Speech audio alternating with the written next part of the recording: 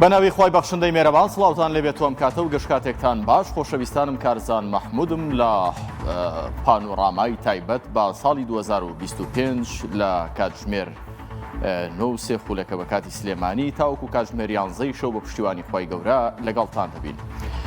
ئازیزانم ساڵی 2025 وە لە کۆتا ساعاتەکانیدا نزیک دەبینەوە خەریکە پێدێنینە ساڵی 2026 ساڵی 2025 ئەم 11 مانگ و چەند کاتژمێرە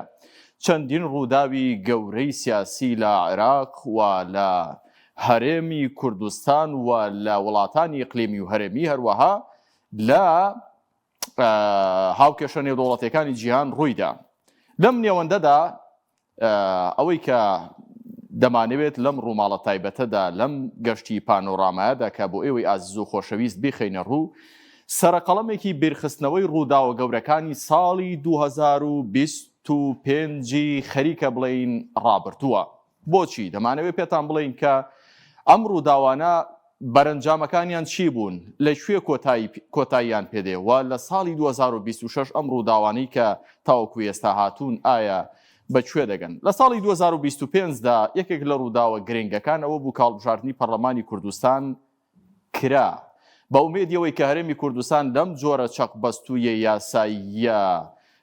ئیداریەی کە لە دوای بەسەرچوونی حکومەت و پەرلەمان و درێژکردنەوەی ماوەکەشیان بۆەوەی کە دەرچێشی یاسایی بدۆزرێتەوە. بەڵام بەداخەوە وەکو بینیمان هەڵبژاردننی پەرلەمانی کوردستان تا ئەم ساتەشی لەگەڵ بێت نە حکومەت و نە پەرلەمان نەکەوتونەتە سەر پێوەکو سەرۆکی کۆمەڵی دادگەری ئاماژەی بۆ کردوتی کە پێ ناگرێ چونکە تێبینیان لەسەر شێوازی ئەنجامدانەکەی هەبوو. ئەمە لە کاتێکدا کە لە دوای هەڵبژاردننی پەرلەمانی کوردستان هەڵبژاردننی ئەنجومەنی نوێنەرانی عێراق ئەنجامدرا سەرۆکوە دوو جێگرەکەی ئەنجومەنی نوێنەرانی عێراق هەڵبژێردراوە و حکوومەتیش خەریکە لەم بابەتە حتا وەکو سەر و کۆماریش لەم یەک دو هەفتەی ئایندەدا خەریکە هەڵدەبژێردرێت. ئەمان پرۆسەکان زۆر سەریعن بەڵام لە هەرێمی کوردستان هێشتا حکوومەت و پەرلەمان نەکەوتۆتە سەر پێ. کۆمەڵێک ڕووداوی گەورەی جیهانی لە ساڵی 2025دا ڕوویاندا مەسەبارەت بە هەرێمی کوردستان و یەکێک لە ڕووداوە گەورەکان ئەوەیە کە خەریکە جەنگی ئۆکرانیا لەگەڵ رووسیا خەریکە بە نێوەنگیری ئەمریکا لێکتێگەیشتنێک دروست دەبێ. ئەمە قسەمان لەسەرم بابەتە نابێمە بۆ کاتێکی دیکەڵی دەگرین. بەڵام یەکێکی دیکە لە ڕووداوە هەرە گەورەکان لە ساڵی 2025 ئەوەی کە لە ساڵی 79 کۆماری ئیسلامی ئێران چاوەڕێی دەکات ڕوبەڕووبوونەوەی قەوارەی زایونی بوو کە جەنگی 12 ڕۆژە بوو. هەموو لایەکمان ئەم جەنگەمان بینی بەرەنجامەکانی چی بوون لە داهاتووشدا چی دیکە دێتە پێشەوە. ئێمە لەسەر هەندێک لەم ڕووداوانە ئەم شەو لە ماوەی ئەم دوو کاتژمێرە دەوەسینوە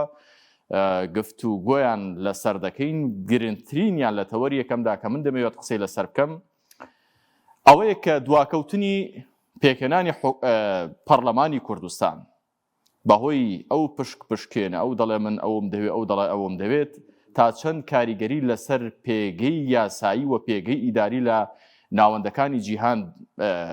دەبێت. ئەم پێگەیە تا چەند لاواز دەکات. ئایا ئەمە وا ناکات کە هەرێمی کوردستان بەڕاستی لە ناوەندە جیهانیەکان لە ناوەندە دیبلۆماسیەکان بەرەو لاوازی بڕوات؟ دەرفەت ناکاتەوە بۆ ئەم کابینەی داهاتووی حکوومەتی عێراق و دادگای فیدراڵی لە ساڵی 2026دا ئەم لاوازیە ئیداریە بێ حکوومەت و بێ پەرلەمانەی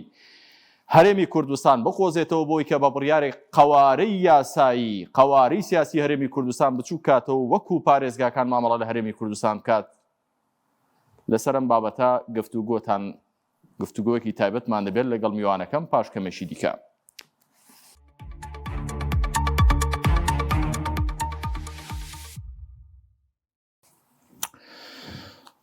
ساڵی 2025 هەرێمی کوردستان یەکێک لە ڕووداوە هەرە ناخۆشەکان کە بەڕاستی فەرمانبەران و موچەخۆران تەسەوڕیان نەدەکرد و ئومێدیان وابوو کە چارەسەر ببێت پرسی دابەشکردنی موچەی فەرمانبەران لە کاتی خۆیدا بوو. بەڵام بەداخەوە موچەی فەرمانبەران لە کاتی خۆیدا دابەش نەکرا. موچەی مانگی 2 بوو وابزانم تا مانگی 8 تاخیر کرا. موچەی مانگی 7 مانگی 9 درا. یعنی هیچی لە شوێنی خۆی نەبوو. ئەمە وای کرد کە فەرمانبەران لە دۆخێکی دەرونی لە دۆخێکی ئابووری لە دۆخی کۆمەڵاتی بەڕاستی زۆر ناخۆشدا ساڵەکان تێبپەڕێنن. لەسەرم بابەتە راپۆرتێکمان هێبێکەوە بابزانی زانیاریەکانی چین.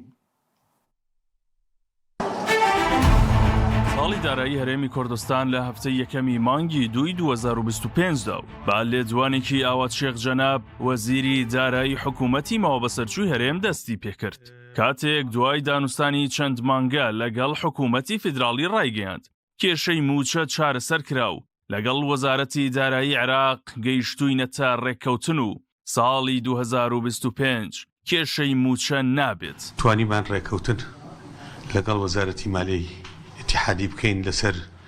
کێشەی موچەخۆرانی هەرێم بوو بۆ ساڵی 2025 کێشەی موچەخۆران تاوە بوو. بەڵام ئەم بەڵێنە تەنیا 3 مانگ بڕی کرد و دووبارە مۆتەکەی دواکەوتنی موچە بەرۆکی موچەخۆرانی گرتەوە. بەم دواییە لەگەڵ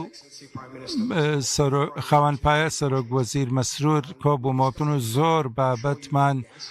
باس کرد. هیچێک لە بابەتانە هەژماری من و تەوتین بوو. پێزگەیەکی دیکەی جیاوازی دارایی هەرێمی کوردستان پەشیمان بوونەوەی یەکێتی نیشتیمانی کوردستان بوو لە پرۆسەی تەڵتین. بەتایبەت کاتێک سەرۆکی یەکێتی لە بانگەشەی هەڵبژاردنە دیزاینکراوەکەی پەرلەمانی کوردستاندا پرۆژەی هەژماری منی بە پرۆژەی مەسرور بارزانی ناوبرد. بەڵام دوای هەڵبژاردن و سەرەتای 2025 پەشیمان بووەوە و ڕایگەیاند پێشتر وەک پێویست لە پرۆژەکە تێ نەگەیشت بوو. وەکو پاڤڵ تاڵبانی سەرۆکی یەکێتی نیشتیمانی کوردستان ئەم بابەتانە تێناگا. لە سەمەرەکانی 2025 لە بواری داراییدا لێدوانێکی لەتیف ڕەشید سەرۆک کۆماری عێراق بوو لە میانی کۆڕبەندی داڤۆس کە ڕایگەیاند پێویستە خەڵکی کوردستان پشت بە موچە نەبەستن بۆ ئەوەی فشار لەسەر حکوومەت کەم بێتەوە. واز لەو مەرحەلەیە بێنین کە ئەبێ هەموو شتێکە لەسەر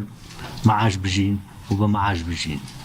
لە مانگی حوتیشدا قوبات تاڵەبانی ڕایگەیاند داواکاریەکانی بەغداد کەمکردنەوەی دەسەڵاتە دەستوریەکان و بچووکردنەوەی هەرێمی کوردستانە. بەڵام دوجار پارتی و یەکێتی ملیاندا و نەوتیان ڕادەست کرد.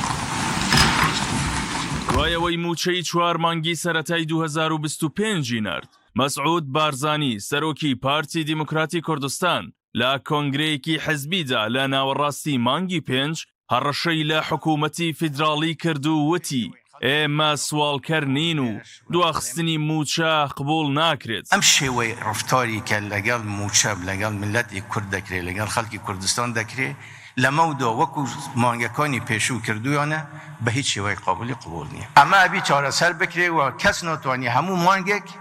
ئیتر هەی فلان ئیمزای کرد ئیمزای نەکرد موافقەتی کرد موافقەت نێ بۆ ئێمە دەروزە چین لەبەر دەرگایەوە. لە دوایم لێدوانەوە ئیدی قوڕی قەیرانی موچە خەز بووەوە. تەیب سامی وەزیری دارایی فیدراڵ نووسراوێکی دەرکرد و ڕایگەیاند هیچ موچەیەکی هەرێمی کوردستانیان لا نەماوە و تا ئەو کاتەی پابەندی بڕیارەکانی دادگای فیدراڵی نەبێت و نەوت ڕادەست نەکات موچە نایەت. ئەمە دۆخێکی سەختی دروست کرد و موچە بۆ یەکەم جار لە 10 ساڵی قەیرانی داراییدا هێندە دواکەوت. موچەی بەهار لە نزیکی وەرزی پاییزدا دابشکرا بە تایبەت موچەی مانگی 5 تا مانگی 8 دواکەوت. ئەمەش بە تەواوی فەرمانبەر و خاننشینانی هەرێمی کوردستانی ماندوو شەکەت کرد. ڕۆژی 25 ئەیلولی 2025 و لە ساڵیادی ڕێفراندۆمدا دامەزراوەکانی حکوومەت لە بەغداد و هەولێر ڕایانگەیاند گەیشتونەتە ڕێککەوتنی کۆتایی و نەوتی هەرێمی کوردستان ڕادەستی کۆمپانیای سۆمۆ دەکرێت با مەبەستی هەناردەکردن لە ڕێی تورکیاوە. دوای هەفتەیەکیش هەناردەی نەوت لە ڕێی بەندەری جەیهانەوە با فەرمی دەستی پێکردەوە. بەپێی ڕێککەوتنی نەوت و داهاتی نانەوتی لە نێوان حکوومەتەکانی عێراق و هەرێمدا بڕی $16 بۆ بەرهەمهێنانی 1 بەرمیل نەوت بۆ کۆمپانیاکانی بەرهەمهێنانی نەوت سەرخان دەکرێت. هەروەها 230,000 بەرمیل نەوتی ڕۆژانە ڕادەستی کۆمپانیای بە بازاڕکردنی نەوتی عێراق سۆمۆ دەکرێت. 50,000 بەرمیلی ڕۆژانەی دەدرێتە هەرێم بۆ پڕکردنەوەی پێداویستی ناوخۆ. هاوکات پێویستە هەرێم مانگانە 120 ملیار دینار وەک داهاتی نانەوتی ڕادەست بکات. لە بەرانبەردا حکوومەتی عراق موچەی مانگانەی فەرمانبەر و خاننشینانی هەرێمی کوردستان دەنێرێت کە بڕەکەی زیاتر لە تریلیۆن دینارە. سەرڕایەوەی بە پێی ڕێکەوتنەکان پێویست بوو هەرێمی کوردستان مانگانە 120 ملیار داهاتی نانەوتی ڕادەست بکات، بەڵام هەرێم تا مانگی داهاتەکانی ڕادەست کرد. بەم جۆرە پاساوی دایە دەست حکوومەتی فیدراڵی بۆ ئەوەی موچەی مانگەکانی 11 و 12 نەنێرێت. لە ئەنجامیشدا ئەوەی زیانی کرد موچە خۆرانی هەرێمی کوردستان بوون کە لە ساڵی 2025دا تەنیا 10 موچەیان وەرگرت و 2 موچەی مانگانە کە شایستەی سەرەتایی و مافی بنەڕەتی خۆیان بوو لە نێوان هەولێر و بەغداددا سەرە و نگوم کرا.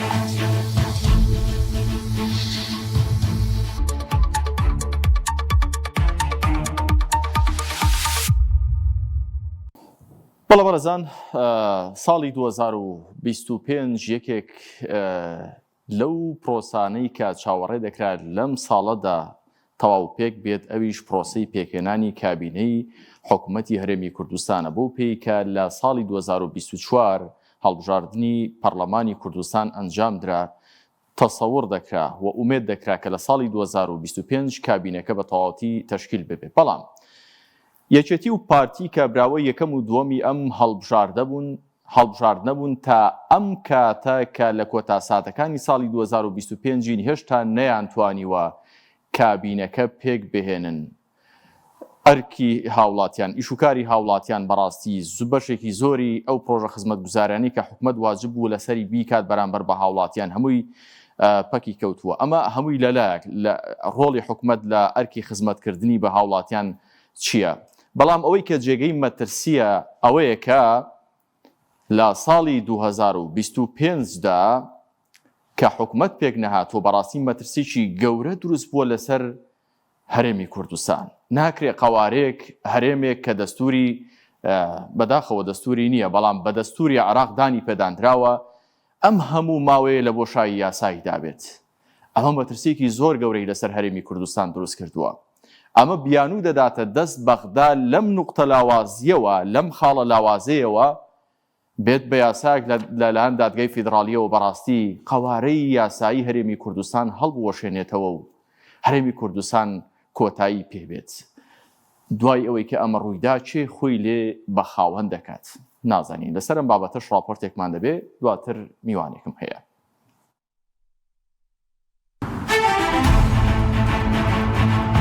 لە کاتێکدا هاوڵاتیانی هەرێمی کوردستان بە ئومێدی گۆڕانکاری و دەربازبوون لە قەیرانەکان لە 20 تشرینی یەکەمی 2024 ڕوویان لە سندوقەکانی دەنگدان کرد. بەڵام ئەوەی ئێستا دەبینرێت نەک هەر گۆڕانکاری نییە بەڵکو گەڕانەوەیە بۆ سەردەمی شەڕەپۆست و ئیفلیچکردنی دامەزراوە شەرعیەکان بە تایبەت لە 2025دا. لە 2025دا پێکهێنانی کابینەی دەیەمی حکوومەتی هەرێمی کوردستان بووەتە بارمتەی کێبڕکەی 2 هێزی دەسەڵاتداری پارتی و یەکێتی کە بەرژەوەندیە حزبیەکانیان خستۆتە سەر و هەموو مافێکی نیشتیمانیەوە.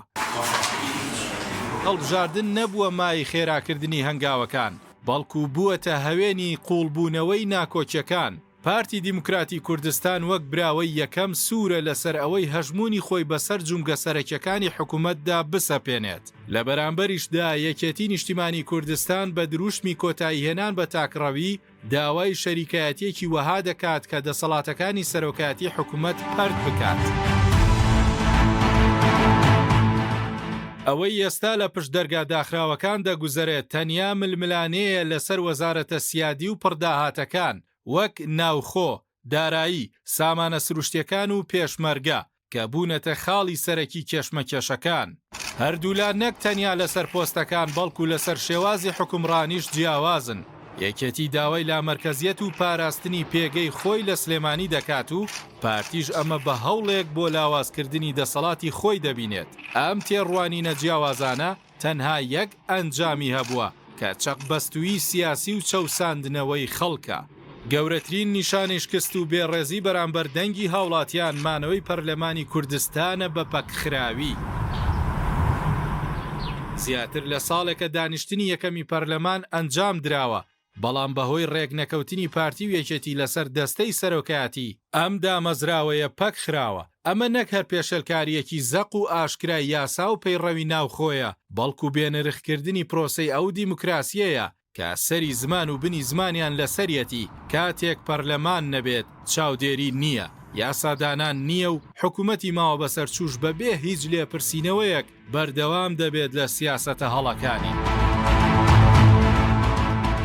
بەپێی ڕای چاودێران لێرەدا دەبێت ڕەخنێکی توند ئاراستەی هێزە ئۆپۆزیسیۆنەکان بکرێت کە لە سەدا 32 کورسیەکانیان بەدەستێنا و بەشداریان لە پەرلەمان کردووە. جێگەی سەرنج و ڕەخنەی چاودێرانە کە ئەم هێزانە نەیانتوانی ببنە هێزێکی فشاری ڕاستەقینە لە کاتێکدا سەرۆکی تەمەن لە ناو پۆلێنی ئەواندا بوو، دەیانتوانی مانی سیاسی بگرین و تەلاری پەرلەمان نەکەنە هۆڵی چاوەڕوانی بۆ ڕێکەوتنی دوو حزبەکە. مەترسیدارترین زانیاری کە ئێستا لە ناوەندە سیاسیەکان دەبیسترێت هەوڵدانە بۆ کڕینی ئیرادەی پەرلەمانتاران لە ڕێگەی ئیمتیازی مادی و سەفقەی سیاسی قێزەون کە ئەمە نەک هەر دوورە لە مۆڕاڵی سیاسی بەڵکو خیانەتێکی گەورەیە لەو دەنگدەرانەی بە ئومێدی نوێنەرایەتی ڕاستەقینە دەنگیان بەو کەسانە داوە. هاوکات لە کاتێکدا بەغدا بەرەو سەقامگیری و پێکهێنانی حکوومەتی نوێ هەنگاو دەنێت، هەرێمی کوردستان 3 ساڵە لە ژێرسایی حکوومەتی ماوە بەسەرچوودا دەناڵێنێت. ئێستا بەهۆی بەرژەوەندی حزبیە تەسکەکانی پارتی و یەکێتی و شەڕی پلە و پۆست و پارە، قەوارەی هەرێم لە بەردەم مەترسیەکی جددیدایە. درێژەدان بەم دۆخە و پێداگری لەسەر بەرژەوەندی حزبیەکان تەنها یەک کۆتایی هەیە، ئەویش هەڵوەشاندنەوەی پرۆسەی دیموکراسی و لە دەستدانی ئەو مافە دەستوریانەیە کە بە خوێنی هەزاران کەس بەدەست هاتوون.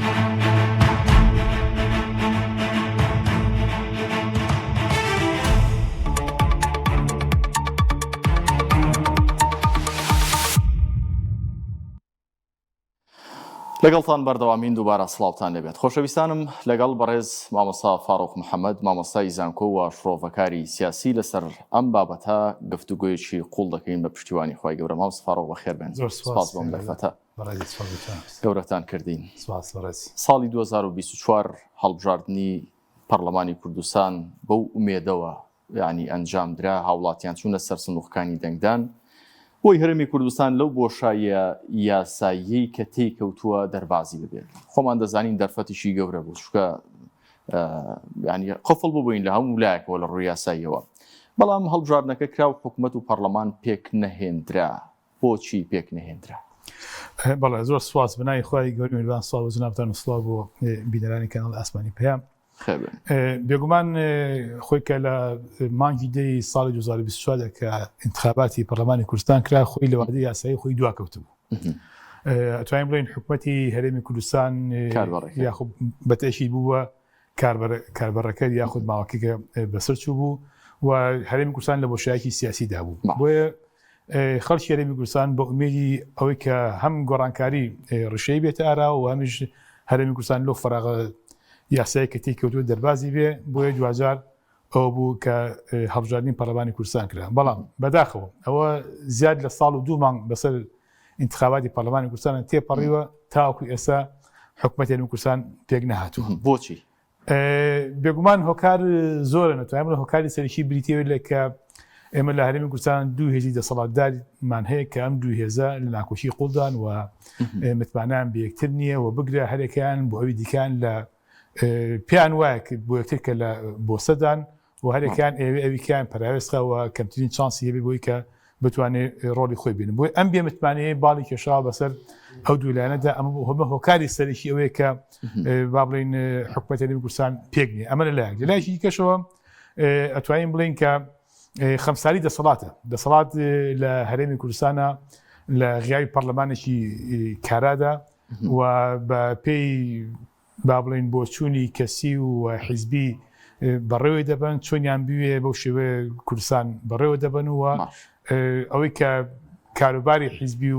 و بەرژەوەندەکانیانە دەڕوات، بەڵام لەولاوە باشیان بە بەرژەوەندی هاوڵاتیان و خزمەتکردنی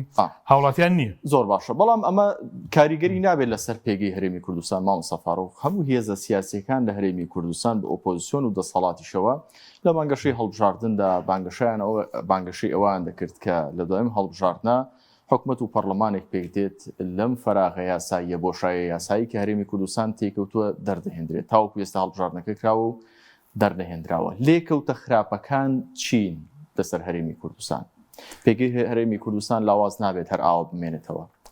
بێگومان پێگەی هەرێمی کوردستان بەداخەوە لە 2007 بەدووە ڕۆژ بە ڕۆژ زیاتر بەرەو لاوازبوون دەڕوە ئێستاژ جارێکیکە هەنگایشکی بەرەو لاوازبوون ناوە و دوێنێ پێرش بینیمان کە لە پەرلەمانی عراق کە کورد با بڵێن بەبەر چاوی هەموو هێزەکانی عراقەوە چۆن کەوتونەتە با بڵێن بێمتمانەی بەیەکتر و گیانی یەکتر و ناتوان لەسەر کاندیدێک لایەنەکان کۆ ببنەوە بۆی ئەمە ینی واکە کە بۆ منە پێگەی هەرێمی کوردستان لە ناوخۆی عراق و لەبەر چای چاودێرانی بیانی قونسڵخانە و باڵۆزخانەکان و کۆمەلگەی نێودەوڵەتی پێگەکەی بچووک بێتەوە یاخود بە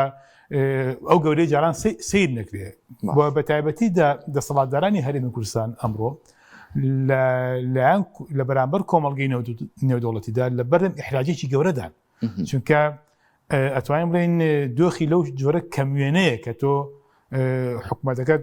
نزیکەی 2 ساڵ بێ ماوەی بەسەرچوو بێ و انتخاباتێک زیاد لە ساڵێکە کراوە هێشتا هیچ ئاسۆیەک نییە بۆ پێگەنانی حکوومەت و تا ئاسا پەرلەمانی کوردستان نەیتوانێت دەستەی سەرۆکاتی خۆی هەڵبژێرێت تاکو هەنگاوەکانی دیکە بگرێتە بەر بە ئەوەی کە کوتلەی گەورە ڕاستپێرەوە پێگەنانی حکوومەت و ئەو کەسێک کە ڕاستپێ لە ماوەی یاساییدا بتوانێت حکوومەت پێکبێنێت کاتە بڵێن هەرێمی کوردستان و دەسەڵاتداران بە تایبەتی لە بەردەم ئیحراجێکی گەورەدان ئەگەر تەنها ئەم هۆکارە پاڵیان پێوە بنێ کە پەلە بکەن لە پێگەیانی حکوومەت ئەگەرنا باکیان بە خەڵک و میلەت و خزمەتی جەماوەر نییە باکیان پێ نییە بەڵام خۆ دوجار مامۆستا فاڕۆق باڕەکە لە ژێر پێی خۆیان دەردە ئەگەر بێت و حکوومەتی ناوەندی بیر لەوە بکاتەوە لە ڕێگەی دادگای اتحادی یاسایەک دەربکات بۆی کە قەوارەی یاسایی هەرێمی کوردستان هەڵبۆشێتەوە ئەمە لە حاڵەتی لاوازی هەرێمی کوردستاندا ئەگەریشی وارد نییە هەموو ئەگەرەکان واریدن بەڵام بەداخەوە چۆن لە ماوەکانی ڕابردوودا بینیمان کە ئەنجومەنی پارێزگاکان کە ماوەی یاساییان بەسەر چوو بوو و لەلایەن دادگای فیدراڵی عێراقەوە هەڵوەشێنرانەوە بێگومان کە حکوومەتی هەرێمی کوردستانیشەوە ماوەیەکی زۆرە ماوەی یاسایی بەسەر چووە ئەگەرچی دادگای فیدراڵی بۆ نمونە ڕەچاوی دۆخی سیاسی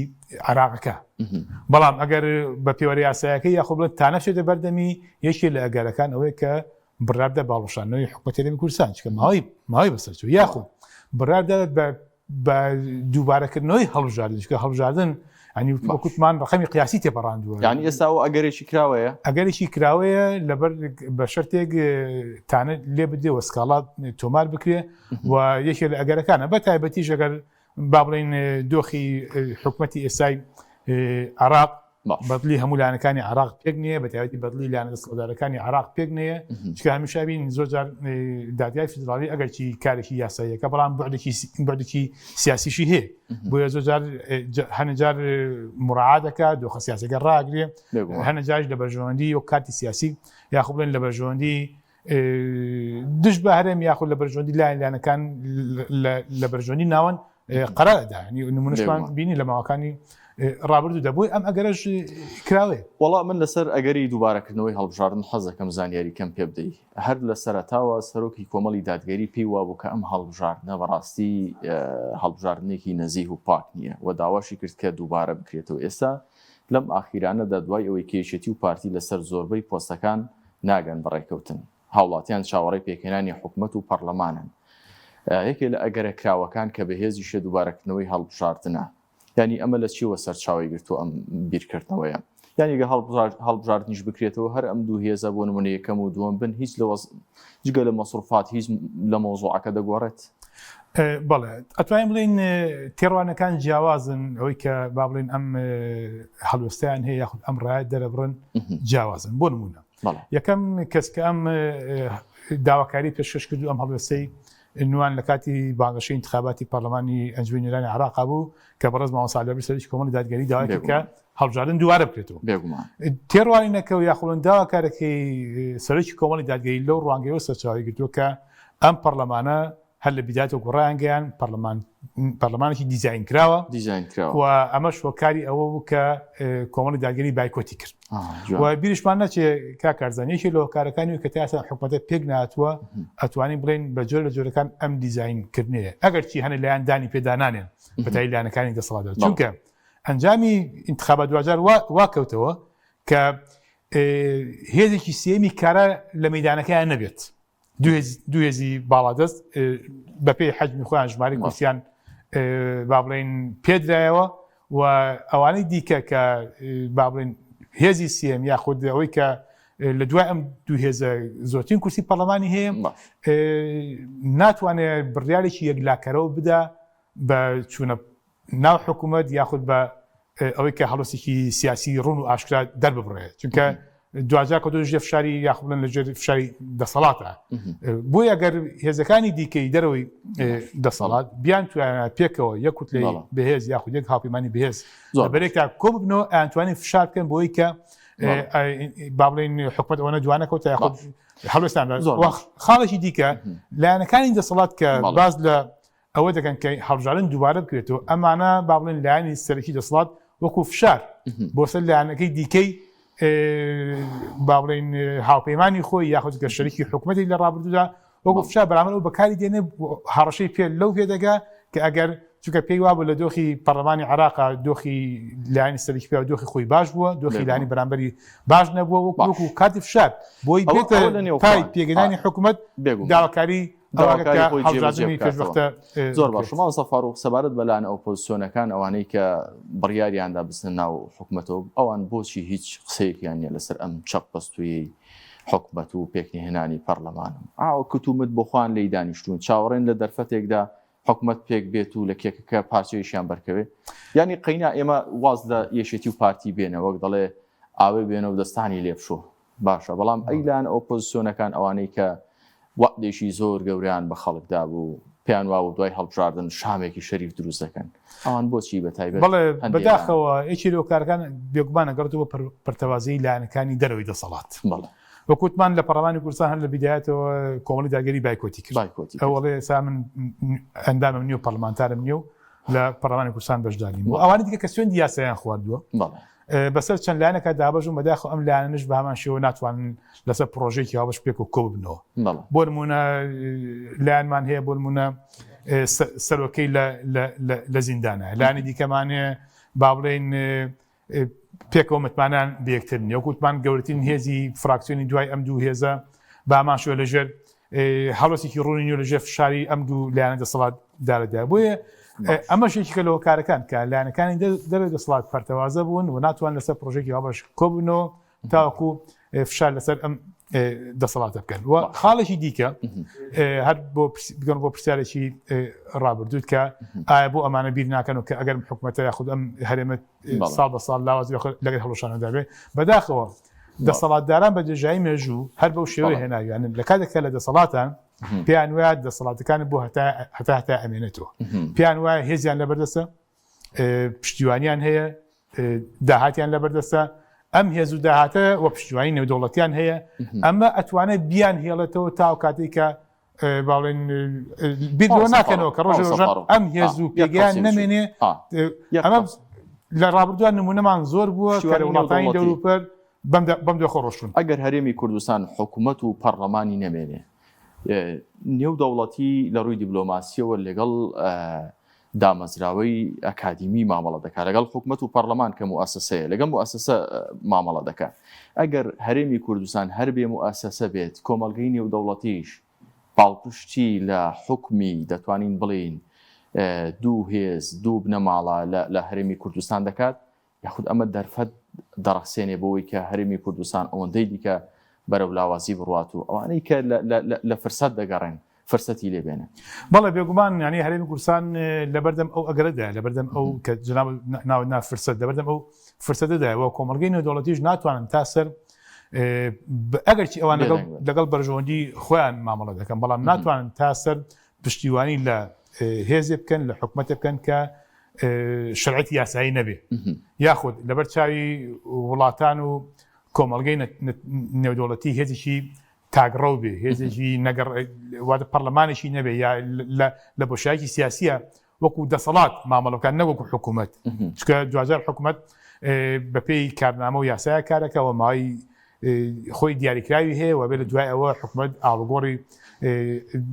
دەسەڵات بکات دەسەڵاتی دەسەڵات کە پەرلەمانی نوێ پێک بێ حکوومەتی نوێ پێک بێ کاتێک ئەمە نایەتە ئاراوە و ئەگەر چی وتمان بەتایی وڵاتانی ئیقلیمی ئەمانە لە گەڵبەرژۆنی خۆیان مامەڵات دەکەن بەڵام وڵاتانی نێودوڵەتیش بە ئەمان شێوە بەڵام تا سەر ناتوانن یاخوانش ئیحراجن کە ناتوانن پشتیوانی لە حکوومەتێ بکەن کە شرعەتی یاسایی نەبێ و لە بۆشایی سیاسی دابێ وەک مامۆستاکی زانکۆ وەکو شارەزایەک بەڕێستان چیتان هەیە قسەیەکە نەتانوت بێت بۆ دەسەڵاتدارانی هەرێمی کوردستان کە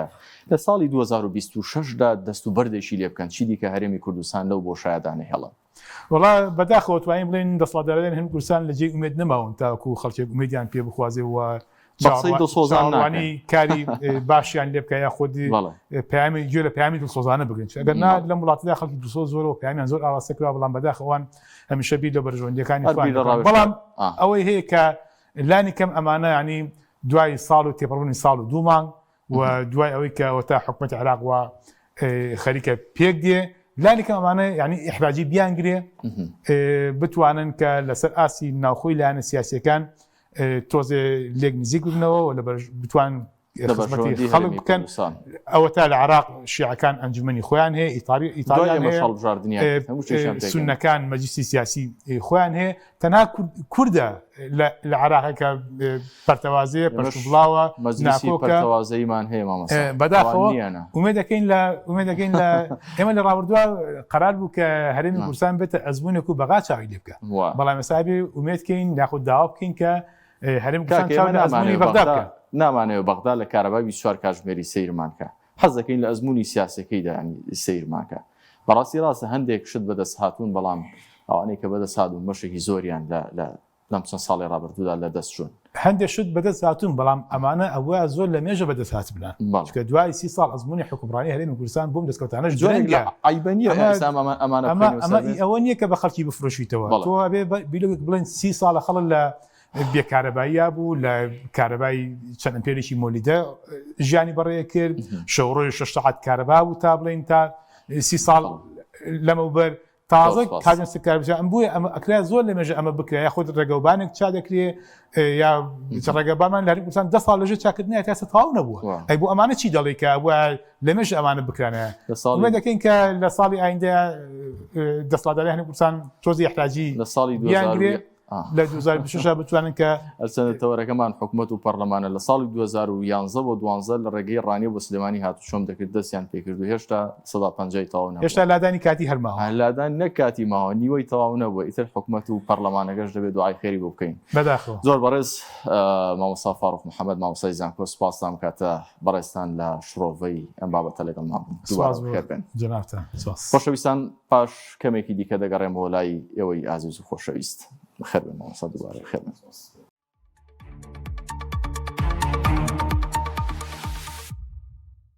2025 لە ئاستی هەرێمی ڕووداوێکی گەورە ڕوویدا ئەویش پرۆسەی ئاشتی بوو لە باکووری کوردستان لە تورکیا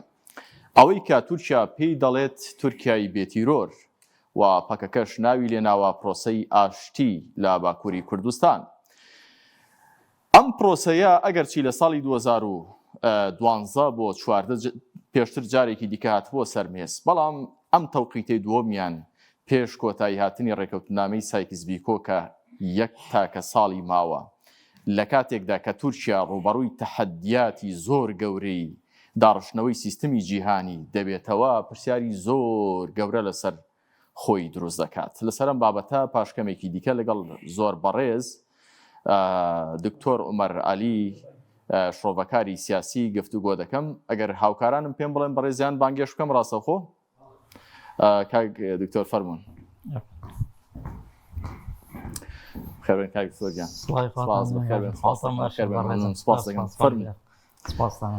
یاخوا بەخێر بێن ئازێتان کێشە ساڵی 2025 ئێمە بابەتێکی گرنگ لە ساحەی سیاسی نێودەوڵەتی و بە تایبەت هەرێمی هاتە سەرمێزی گفتوگۆ ئەویش پرسی پرۆسەی ئاشتی ئەوەی کە تورکیا پێی دەڵێت تورکیای بێتیرۆر.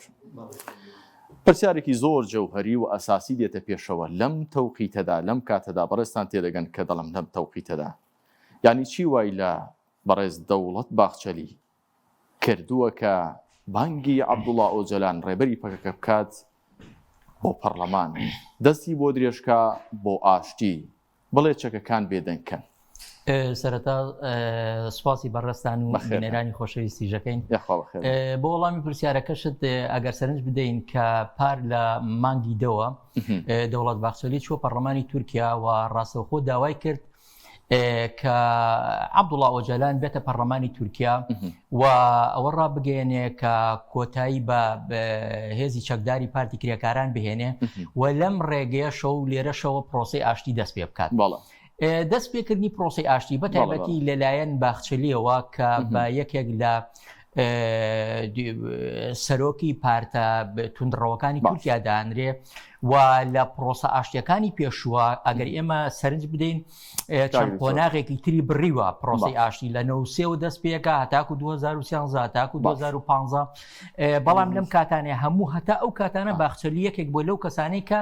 جاتی پرۆسی ئاشتی کردووە لەگەڵ کووردا. بەڵام لەم کاتەدا بۆچی بەڵام حەز دەکەم کاک دکتۆر تازە ئێرە ماڵی خۆتە جەنابتان میوان نین بۆیە لەگەڵ میوان ڕوخسەت وەردەگیرێ بەڕێستان ماڵی خۆتانە. هاوکارانم یەک راپۆرتێکیان ئامادە کردووە لەسەر ئەم بابەتە با سەیری ناوەڕۆکی راپۆرتەکە بکەین اینجا درێژە بە گفتوگۆکەی بەڕێستان دەین. خۆشەویستانم لە سەر ئەم بابەتە کە لە ساڵی 2025دا یەکێک لەم دەست پێشخەریانەی کە دەوڵەت باخچەلی سەرۆکی گەورەترین هێزی ئۆپۆزیسیۆنی تورکیا کە نەیاری ئاکپارتی و ناری ئاکپارتیە حەزبەکەی ئەردۆغانیش بوو کارتێکی خستە سەر مێزی گفتوگۆ بۆەوەی کە گفتوگۆی لەسەر بکرێت ئەویش پرۆسەی ئاشتی لە تورکیا ئەوەی کە ئەوان پێ دەڵێن تورکیای بێتیرۆر. ئەمە زۆر پرسیاری قوڵ هەڵدەگرێت بۆچی دەوڵەت باخچەلی بۆچی لەم تەوقیتەدا کە ساڵی 2027 کۆتایی هاتنی ئەو ڕێکەوتنی سەدەیە کە لە نێوان زلهێزانی ئەوروپا و ئەمریکا لەگەڵ پاشماوەی دەوڵەتی عوسمانی داکرا بوو و تورکیا ئێستا لە ڕێخستنەوەی ئەم خۆرهەڵاتی ناوەڕاستدا لە بەردەم تەحەدی گەورەدا لە کاتێکدا بەرامبەرەکەی کە ئێرانە لاوازکراوە لەسەر ئەم بابەتە ئەم راپۆرتە دەبینین و لەگەڵ بەڕێز دکتۆر گفتوگۆی زیاتر دەکەین.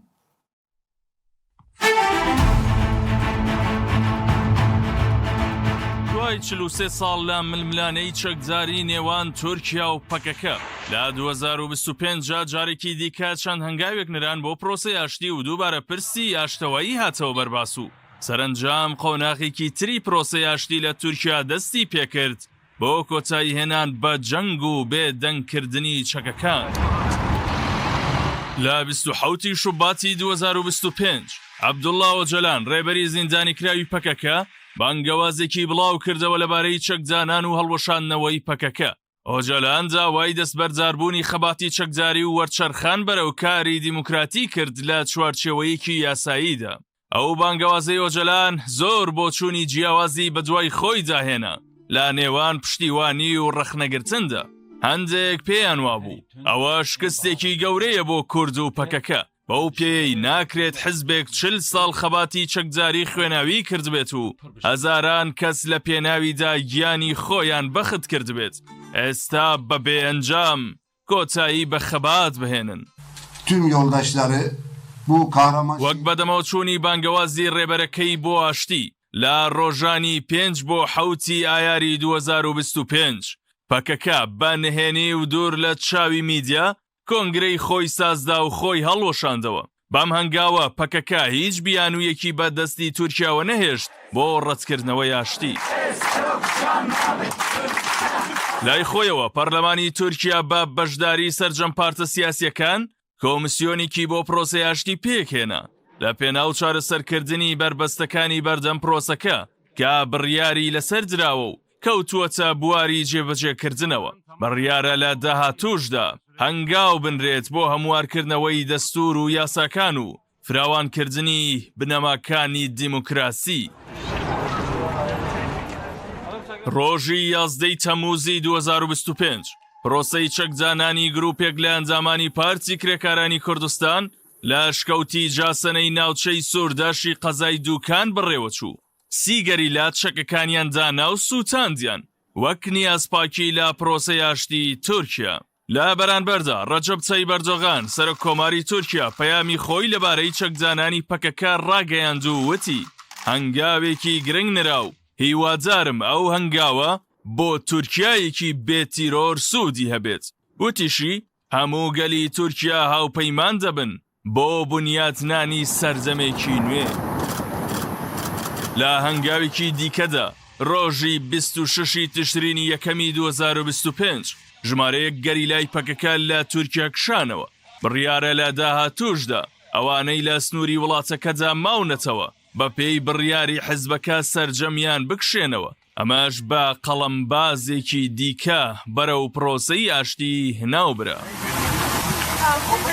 لە سەرەتای دەستپێکردنی پرۆسەی ئاشتیەوە تورکیا داوای چەکدانانی بێمەرجی پەکەکە دەکات و پەکەکەش داوای ئازادکردنی ڕێبەرەکەی دەکات کە 27 ساڵە لە زیندانی دوورگەی ئیمراڵیە. ئێستاش پەکەکەت چاوەڕێی دڵنیایی و هەنگاوی یاسایی و کرزاری دەوڵەت دەکات لەبارەی پەرسی هاوڵاتی بوون و خوێندن بە زمانی دایک تاکو هەنگاوەکانی چەسپاندنی ئاشتی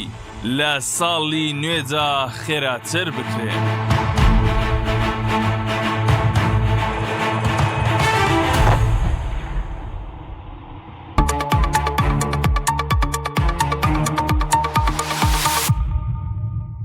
بینیتان ئەم راپۆرتە بوو لەسەر دەستپێکردنی پرۆسەی ئاشتی لە باکووری کوردستان و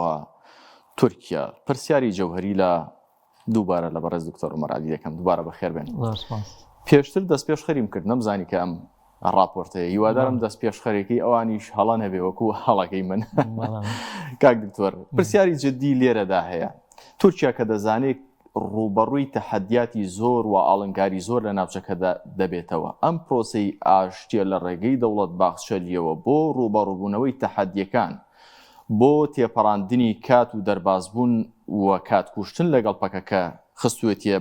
سەرمێزی گفتوگۆ یان نەخێر ئەم پرۆسەی ئاشتیە پرۆسەیەکی حتمیە و پرۆسەیەکی ئاشتی سەربازی و دیبلۆماسیشە. بەڵێ گەرسەرنج بدەین ئەو دەستپێشخەریەی کە باخچەلی کردی بۆ پرۆسەی ئاشتی و لە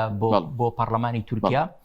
ئەمە هەنگاوێکی نوێ بوو کە لەسەر دەستی باخچەلی ئەم جارە پێشنیارەکە کرا و لەسەر پێشنیاری ئۆردوغان نەبووە. هەرچەند باخچەلی هاوپەیمانێکی گرنگی بە حکومڕانیە لە تورکیادا و هەردووکیان بەیەکەوە هاوپەیمانێتی کۆماریان دروست کردووە و ئەم جاریان ئەم پێشنیارە لەسەر بڕیاری ئەم کرانەوەیەکی تازەیە لە ناو سیستمی سیاسی تورکیادا و لە ناو پارتە سیاسیەکانی تورکیادا کە هەنگاوەکە ئەم جارە لەسەر دەستی ئەوان دەست پێ شوازێکی زۆر باشی لێکرا لەلاند چونکە ئەوان وەکوتم سەرەتا یەکێک بوون لەوانەی کە زۆر دژایەتی کێشەی کوردیانە کرد زۆر دژایەتی پارتی کرێکارانیانە کرد و لە پرۆسەکانی ئاشتی پێشوو 2013 و 2014 ئەوانە کە ئۆردوغان و ئەکەپە ڕابەرایەتیانە کرد ئەو زۆر سەرسەختانە دژایەتی ئەو پرۆسە ئاشتەیە کرد کە لەو کاتەیە هەبوو. بەڵام ئەم بارودۆخە تازەی کە هاتووەتە ئاراوە پەیوەندی بە ئەم قۆناغە نوێی سیاسەتی نێودەوڵەتیەوە هەیە هەروەها ئەو گۆڕانکاریانی کە لە ڕۆژهەڵاتی ناوەڕاستدا دروست دەبێت. چییە کاک دکتۆر؟ تورکیا لە چی دەترسێ؟ لەوە دەترسێ کە ببوورەکە بەس دەمێ ئەو پرسیاری کە لای بینەر دروزە بێ ئەوە ڕوبڕۆی بەڕێستا بکەم. لەوە دەترسێ ئەم پەرتەوازەی ئێستا لە کۆماری ئیسلامی ئێراندا هەیە لە کاتی جەنگدا ئەویش لەلایەن ئەو وڵاتانی کە ڕوبەڕووی دەبنەوە دواتر پەرتەوازەی ناوخۆی فرسەتی لێبێنن کۆمارەکان بڕوخێ ینی دانەوێت کات بوژن تاوەکو ئەم مەترسیانە لە سەریان تێدەپەڕێت یان نا بە فعلی ئەمە دەستیان درێژ کردووە پیاوانە هاتوون بۆ ئاشتی. بەڵێ پێشتر ئێمە وتمان گۆڕانکاریەک لە ڕۆژهەڵاتی ناوەڕاستە بەڕێکەوت لە دوای 7 ئۆکتۆبەرەوە و هەروەها و جەنگەی لە نێوان حەماس و ئیسرائیلدا دروست بوو ئێمە ئەبینین ناوچەکەی ڕۆژهەڵاتی ناوەڕاست ڕووی لە گۆڕانکاری کردووە. ئەبینین هێرشەکان بۆ سەر حەماس زۆر بەتوندی لە غەزە دەستی پێکرد و دوای ئەوە هێرشەکان بۆ سەر حیزب الله دوای ئەوە بۆ سەر ڕژێمی سووریا هەروەها بۆ سەر یەمەن و بۆ سەر هەموو ئەو گروپی مقاومەی کە بە لایەنگران و دۆستەکانی ئێراندانرێن لەبەرەوە ئەو هاتنە پێشەوەی ئیسرائیل و ئەمریکا و ئەو سیاسەتە نوێی نێودەوڵەتی کە لە ڕۆژهەڵاتی ناوەڕاستە پیاداکرێ یەکێک لەوانەش لەو دەوڵەتانەش کە ترسی لێنش تورکیا بوو ئایا تورکیا لە چ ڕێگەیەکە و بتوانێت بەرگری لە خۆی بکە و بتوانێت لە بەرامبەر ئەم گۆڕانکاریانی ڕۆژهەڵاتی ناوەڕاستە بتوانێت تورکیا بە یەک پارچەی پێڵێتەوە لەبەرەوە ئێمە ئەبینین لە دوای ئەوە ڕژێمی سووریا ڕووخا و لە دوای ڕژێمی سووریا گەماروویەکی سەربازی و ئابووری گەورە بۆ سەر کۆماری ئیسلامی ئێران دەستی پێکرد و هەروەها دواجاریش لێدان و هێرشکردنە سەر کۆماری ئیسلامی ئێران ئەنجام درا لەبەرەوە هەموو ئەم گۆڕانکاریانە و ئەو نەخشە نوێی کە ئیسرائیل باسیەکە کە پێڵێ نەخشەی داوت لە نێوان نەخشەی داودا ئەگەر سەیری بکەی بەشێک لەو زەویانەی کە ئەکەوێتە ناو نەخشەکەی ئەوانەوە بەشێکی دەوڵەتی تورکیا لەبەرەو دەوڵەتی تورکیا ئەبێ بۆ بەرگریکردن لە خۆی بۆ بەرگریکردن لە ئەو گۆڕانکاری وەیەکێک لەو کێشە لاوازانەی کە ئەبینێ لە ڕێگەیەوە ئەتوانن دەست بخەنە ناو کێشەکانی تورکیا و هەروەها ڕۆڵی هەبێت لە دابەشکردنی تورکیایە بریتێ لە کێشەی کورد واتە ئەگەر ئەم واقعە تازە نەهات بە پێشەوە تورکیا دەستی بۆ براتی و بۆ ئاشتی درێژ نەدەکرد بەڵێ ئەمڕۆ واقعەکە پرۆسەی ئاشتی خۆی فەرز کردو بەسەر تورکیایە ینی لەبەر ئەوە ناچارە بەڵێ بە ناچاری ئەبێ ملکەج بێ بۆ ئەم پرۆسەیە چونکە ئەگەر ملکەج نەبێ بۆ ئەم پرۆسەیە هێزی تر هەن ئیسرائیل هەیە ئەمریکا هەیە وڵاتانی تری ناوچەی کە نیار بە تورکیا هەن ئەتوانن لە ڕێگەی کێشەی کوردەوە فشار لە تورکیا بکەن و کێشەی گەورە بۆ ناو خودی تورکیا دروستکەن لە لایەکی تریشەوە یەکێکی تر پەیوەندی بە پرۆسەی هەڵبژاردنەوە هەیە لە ناوخۆی تورکیایە ئێمە ئەبینین لە هەڵبژاردنەکانی پێشوە ئەگەر سەرنج بدەین لە هەڵبژاردنەکانی سەرۆکایەتی تورکیا و لە هەڵبژاردننی پەرلەمانی تورکیا و لە هەڵبژاردننی شارەوانەکانی تورکیا هاوپەیمانەتی کۆمار کە لە ئەکەپە و مەهەپە پێک دێن دەنگەکانیان ڕۆژ بۆ ڕۆژ بەرەو لاوازی ئەچێت ئێمە بینین شارەوانی گەورەکان پێنج شارەوانی گەورە لە ئەنقەرە و ئەستەمبول و کۆمەڵە شاری تر ئەبینین لەلایەنی جەهەپە توانی ئەم شارەوانیانە بەرێتەوە هەروەها لە باکووریش هەدەپە کە ئەو کاتە بوو ئێستا دەمپارتیە توانین ژمارەیەکی زۆر لە شارەوانیەکان بەرێتەوە هەروەها ئەبینین لە هەڵبژاردننی کۆمارە لە خولی یەکەمە ئۆردوغان نەیتوانی سەرکەوتن بەدەست بێنێت لەبەر ئەوە ئێمە ئەبینین بەرەی ئۆپۆزیسیۆن کە لە جەهەپە و دەمپارتی و هەندێک پارتی چەپ و ئیپارتی و ئەمانە پێک دێت ڕۆژ بۆ ڕۆژ بەرەی ئۆپۆزیسیۆن بەهێزە بێت ئەنجام بارمەتی بەهێزبوونی بەرەی ئۆپۆزیسیۆن و بردنەوەی ئەو شارەوانیانە و هەروەها لاوازبوونی ئەکەپە لە هەڵبژاردنەکانە بەشێکی زۆری ئەگەڕایەوە بۆ پشتیوانیکردنی دەمپارتی لە جەهەپە و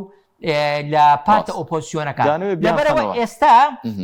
ئەبێ ئەم پرۆسەیە دەست پێ بکە بۆچی بۆ ئەوەی کورد پشتیوانی لە هێزە ئۆپۆزیسیۆنەکان نەکە چونکە لە ئایندەیە لە ساڵی 2028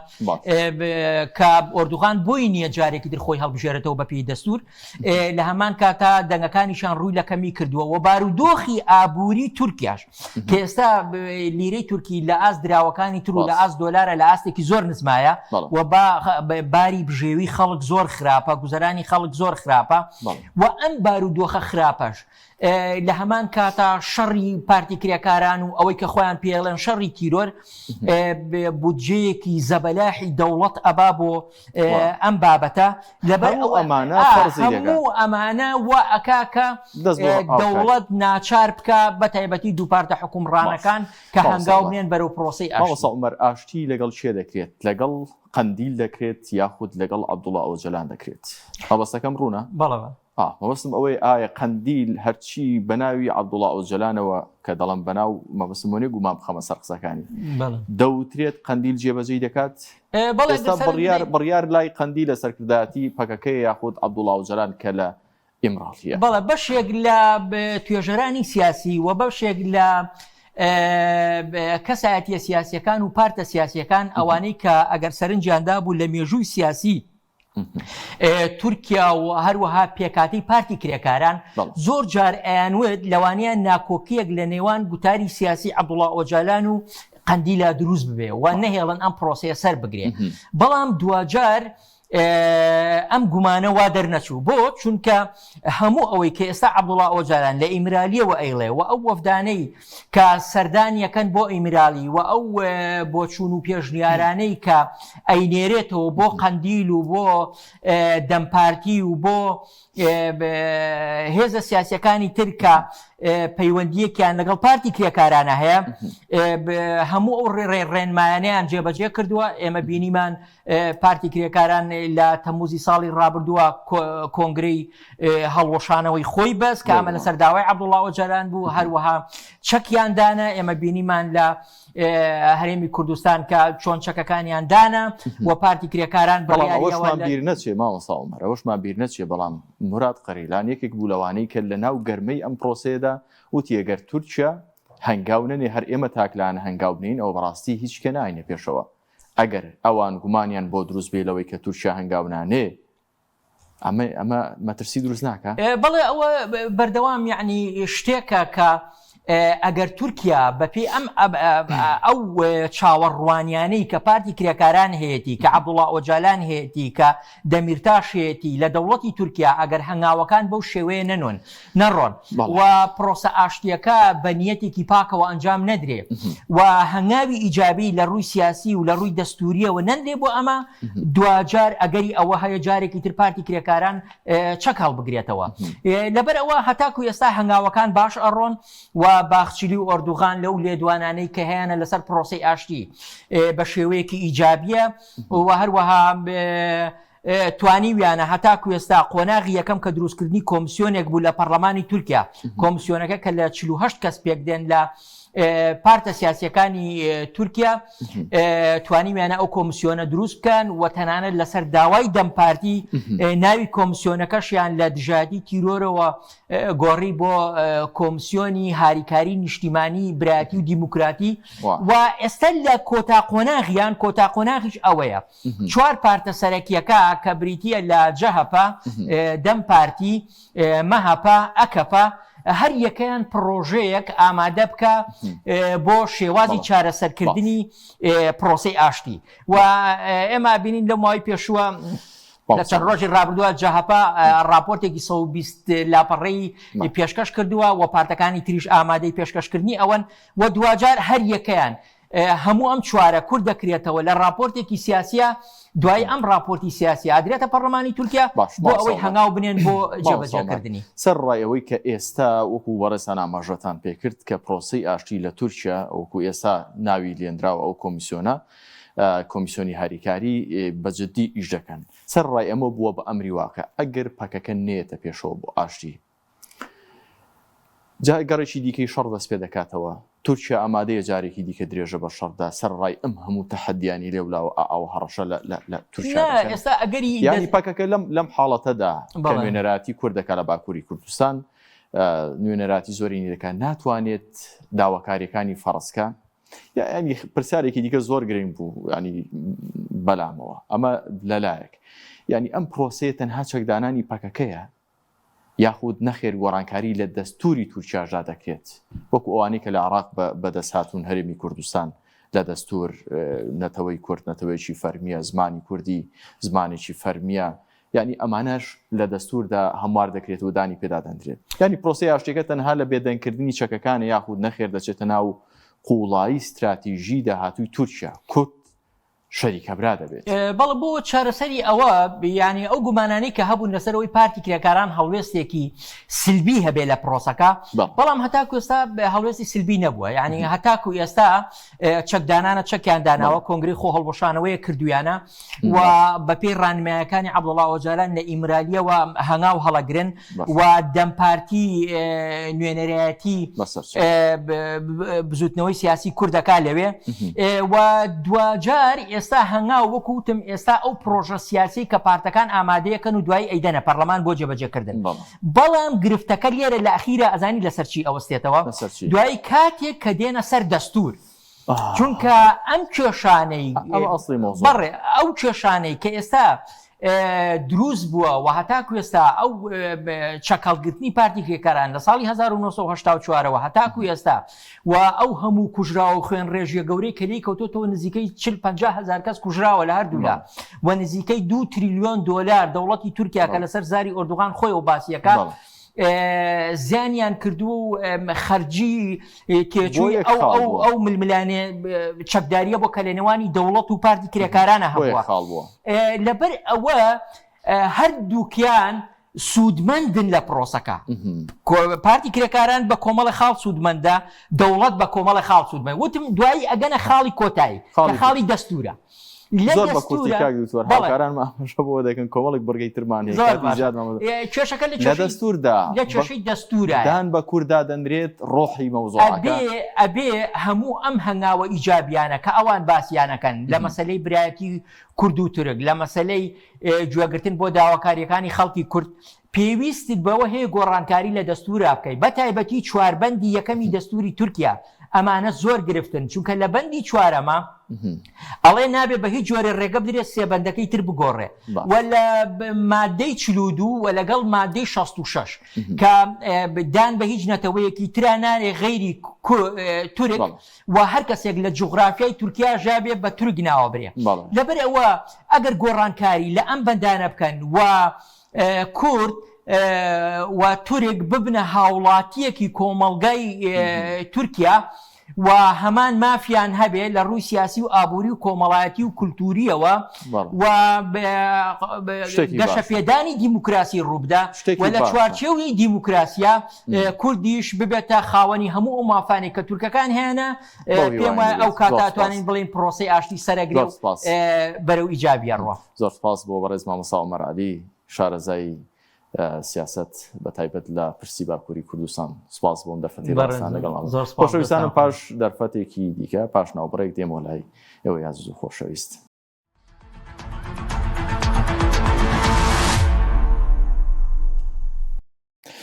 بەڵە بەڕێزان لە پانۆڕامای ساڵی 2025 لەگەڵتان بەردەوام دەبین بەڵام من پاشکەمێکی دیکە جێتان دێڵم ئێستا من باوکی بانگی هاوکاری عزیزم مامۆستا سالهەر دەکەم کە دێت لە کاتژمێری داهاتوودا پانۆڕامای ساڵی 2025تان پێشکەش دەکات کۆمەڵێک بەرگە و بابەتی دیکەمان ماون مامۆستا سالهەر فەرموو بەرەکاکە بەم دەسەڵاتت تەسلیمی جەنابتان کەم دەست خۆش بە کارزانگیان ئەم پۆستە هەر لە خۆتان جوانە بەخێرەکەم لە تۆ جوان بوو بە جوان بوو دەست خۆش بە کارزانگیان هەر بمێنیت هەر لێک شوێن جوان دەرکەوی بەسە زانی شوێ بەنسبەت تۆوە ئێمە هەر شاشەمان هەیە حەز دەکەی لێک شوێن جوان دەرکەوی بەسە بازانم باگومان بۆ دروست دەکەن لە هەڵەبجە ماڵێ هەڵەبجە نیشتیمانی هەمومان هەری من نییە تابعا ئەگەر پێنجشەمە و جومعادەی ئەم پیاوە بەڕاستی ینی ئیسراحەت دەکا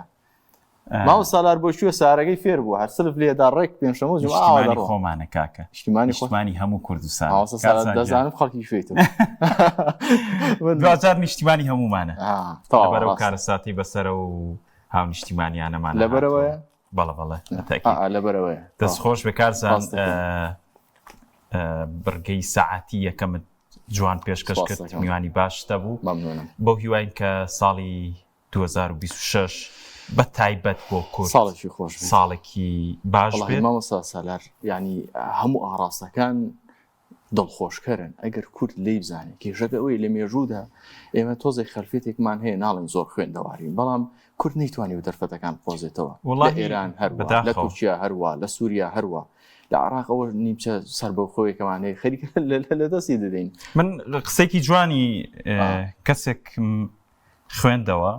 یەکێک لە نووسەران قسێکی زۆر جوانی کرد وتی ئێستا و گەیشتمەتەوە بڕوایی کە نەڵێم کورد بڵێم چەند کەسێک بە پەنجەی دەسە ژمێرێن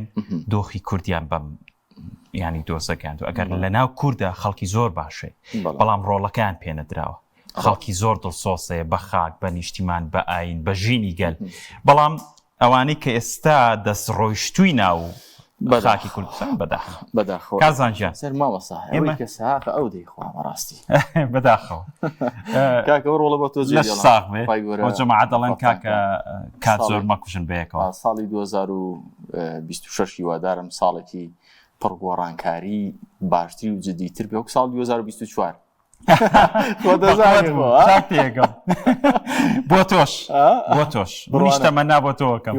لە ساوی کازانیان هەر بێویستانم بەخوای گەورەتان دەسپێرم لەش ساغ بێ خوا لەگەڵ ئازیزانم بێمەکامی یەک باشە سوپاس بۆ بینەری ئێوە تاوکو ئێستا بینەری شاشەی پێیان بوون بەو هیوایی کە ئەم کاتژمێرەش لەگەڵ مندا بمێنەوە و بڕگەی جیاوازمان پێ لە پانۆرامای ساڵی 2025 کاتم کەمە زۆر شتمان پێ زۆر کات بە پێشەکیەوە ناکوژم تەبان ساڵی 2025 لە ڕووی کاری حیزبیەوە بۆ کۆمەڵی دادگەری گۆڕانکاریەکی جەوهەری بوو لەوەی کە کۆنگرەی ئەم حیزبە کەوتە ساڵی 2025 کۆمەڵی گۆڕانکاری لە بنەمای کاری حیزبی بنەمای کاری سەرکردایەتی حیزبەکە لە کۆنگرەیە ئەنجام درا هاوکارانم راپۆرتێکیان ئامادە کردووە لەو بارەوە بابینەری بین.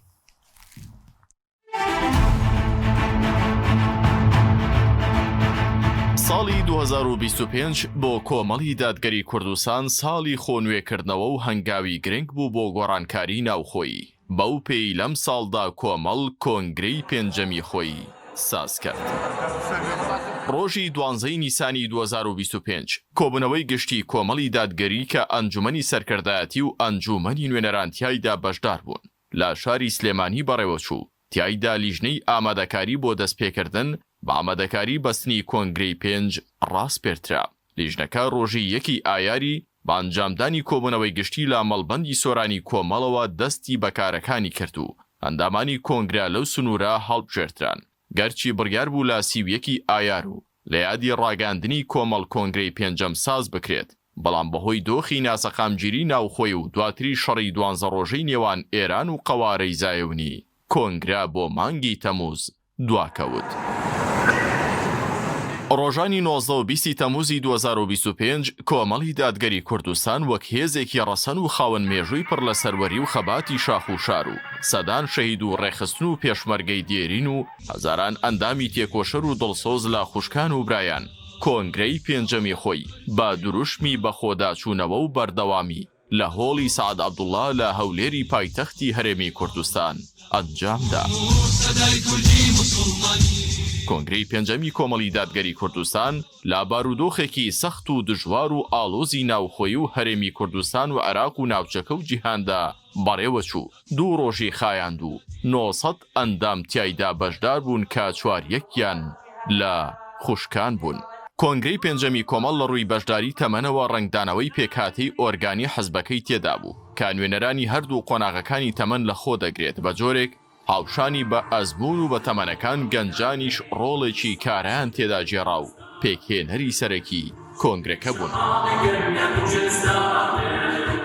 لامیانی کۆنگرەی کۆمەڵی دادگەریدا پێڕەوی ناوخۆی کۆمەڵ هەموار کرایەوە. مامۆستا عەلی باپیر زۆرینەی ڕەهای دەنگی وەکو سەرۆکی حەزب بەدەست هێنایەوە. هەروەها 29 کەس وەکو ئەندامانی نوێی سەرکردایەتی کۆمەڵ هەڵبژێردران لە کۆی 29 کەسی هەڵبژێردراویش بۆ سەرکردایەتی 3 خوشک سەرکەوتنیان بەدەست هێنا کە سەرجەمیان بە دەنگی خۆیان بوو بەبێ سوودبینین لە سیستمی کۆتا. یەکێک لەوانیش گەنجترین ئەندامی سەرکردایەتیە. ئەمە جگەلەوەی کە خوشکێکیش بوو بە ئەندامی یەدەگی سەرکردایەتی. ئەو خەڵکو وڵاتەمە لە نێویداین لە بەرامبەریدا بەرپرسیاری. لە ڕۆژی یەکەمی کۆنگرا مامۆستا عەلی باپیر سەرۆکی کۆمەڵی دادگەری کوردستان ڕایگەیاند ئێمە لە تەرازووی کەسدا نین. دۆستمان ئەوەیە لەسەر حەق بێت و ڕاست و دادگەر بێت. هاوکات لە بەلاغی کۆتایی کۆنگرەی کۆمەڵدا هاتووە کۆنگرا جەخت لە بەخۆداچوونەوە و داڕشتنەوەی دام و دەستگاکانی حەزب دەکات کە خزمەت بە ئامانجەباڵەکانی هەرێمی کوردستان و بەها بەرزەکانی ئیسلام بکات. لەبارەی دۆخی هەرێمی کوردستانیشەوە کۆنگرەی کۆمەڵ ڕایگەیاند کۆتایی بهێنرێت بە قۆڕەخکاری لە هەموو بوارەکانی حکومڕانی و ڕێگە نەدرێت ئیرادەی تاکە کەس یاخود تاکە حەزب یاخود تاکە خێزان بەسەر هەموو خەڵکی کوردستان بسەپێنرێت. لەبارەی پەیوەندی لایەنە ئیسلامیەکانیشەوە کۆنگرەی کۆمەڵ ڕایگەیاندووە پاراستنی برایەتی و یەکڕێزی و زەمینە خۆشکردن بۆ لە یەکتر نزیک بوونەوەی زیاتری لایەنە ئیسلامیەکان دووپاتی کردوتەوە ڕێخستنەوەی ناوماڵی کورد و بەرپاکردنی ئاشتەوایی کۆمەڵایەتی و بەیەکەوە کارکردنی هەموو هێزولانە سیاسیەکان لەسەر بنەمای هاوسەنگی دەستە بەردەکرێت. لە بەلاغی کۆتایی کۆنگرەی پێنجەمی کۆمەڵی دادگەریدا ئەوە هاتووە داکۆکیکردن لە مافەدە سووریەکانی گەلی کوردستان لە بەغدا و ڕێزگرتن لە سیستمی فیدراڵی و بەهێزکردنی پایەکانی حکومڕانی ڕەشید لە وڵاتدا بکرێت. جێباسە دوای 20 ڕۆژ لە کۆنگرا ئەنجومەنی سەرکردایەتی کۆمەڵی دادگەری کوردستان یەکەم کۆبوونەوەی بەسەرپەرشتی مامۆستا عەلی باپیر ئەنجامدا. لە کۆبوونەوەی دواتریشدا مەکتەبی سیاسی کۆمەڵ هەڵبژێردران و دواتریش تەشکیلە و پێکهاتەی تەواوی ماڵبەند و مەکتەب و ئۆرگانەکانی کۆمەڵ بڕیاری لەبارەوەدرا. چاوەڕوانیش دەکرێت ساڵی 2026 کۆمەڵی دادگەری کوردستان لە بواری کاری حەزبی و بانخوازی و میدیایی و ڕێکخراوەیی و سیاسی و خێرخوازی و خزمەتکردنی خەڵکی کوردستان هەنگاوێکی گەورە بێت.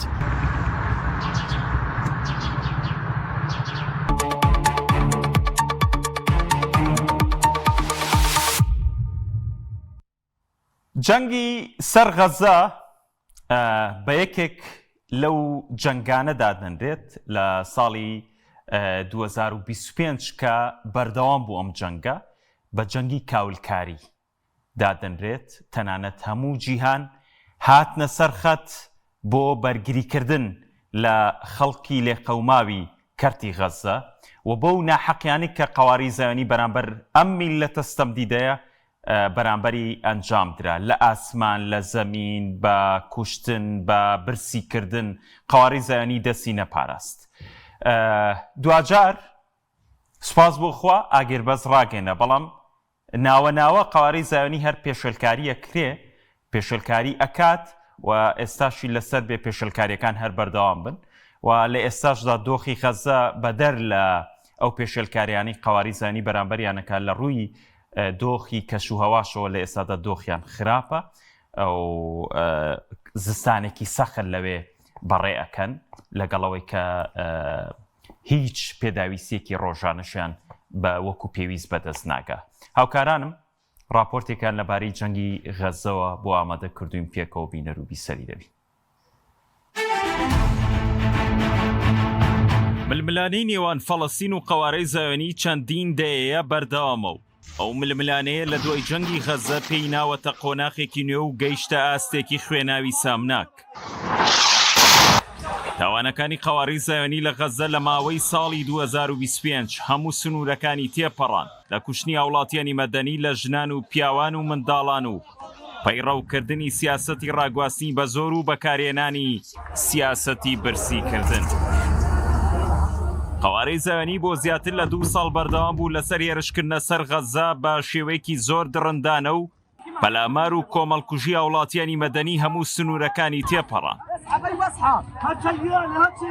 جەنگەکە کاولکارێکی زۆری لێکەوتەوە و سەدانەوەتی بیناکانی غەزە وێران بوون و زۆرینەی دانیشتوانەکەشی ئاوارە بوون و ڕووبەڕووی نەهامەتی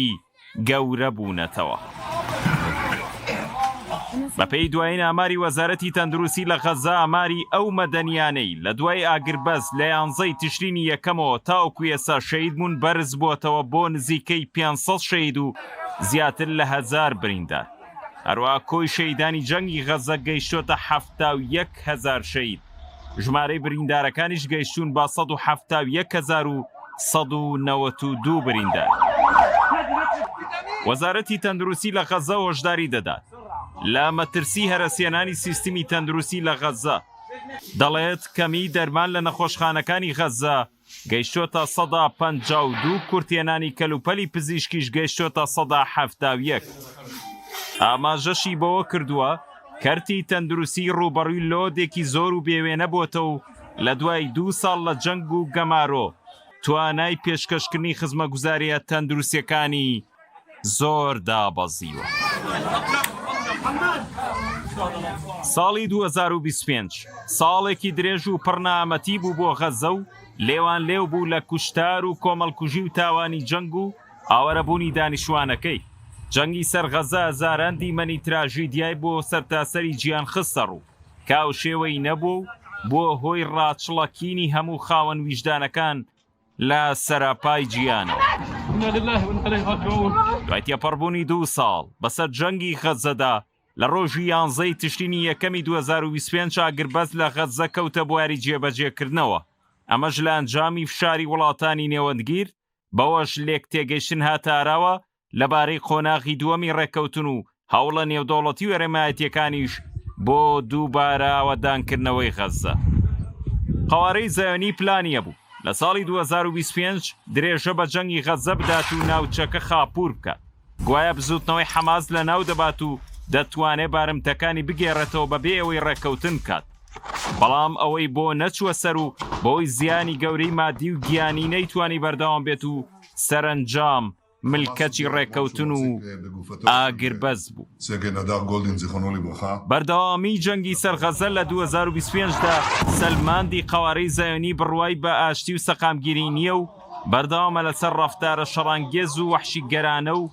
تاوانکاری جەنگی سەرغەزە هەموو هاوکێشە ئەخلاقی و سیاسی و مرۆیەکانی گۆڕی. لە سەرتاسەری گیانەوە بازاران خۆپشاندان و ڕێپێوان بۆ پشتیوانی و پاڵپشتی غەزە و سەرکۆنەکردنی تاوانکاریەکانی قەوارەی زایۆنی بەڕێوە بران.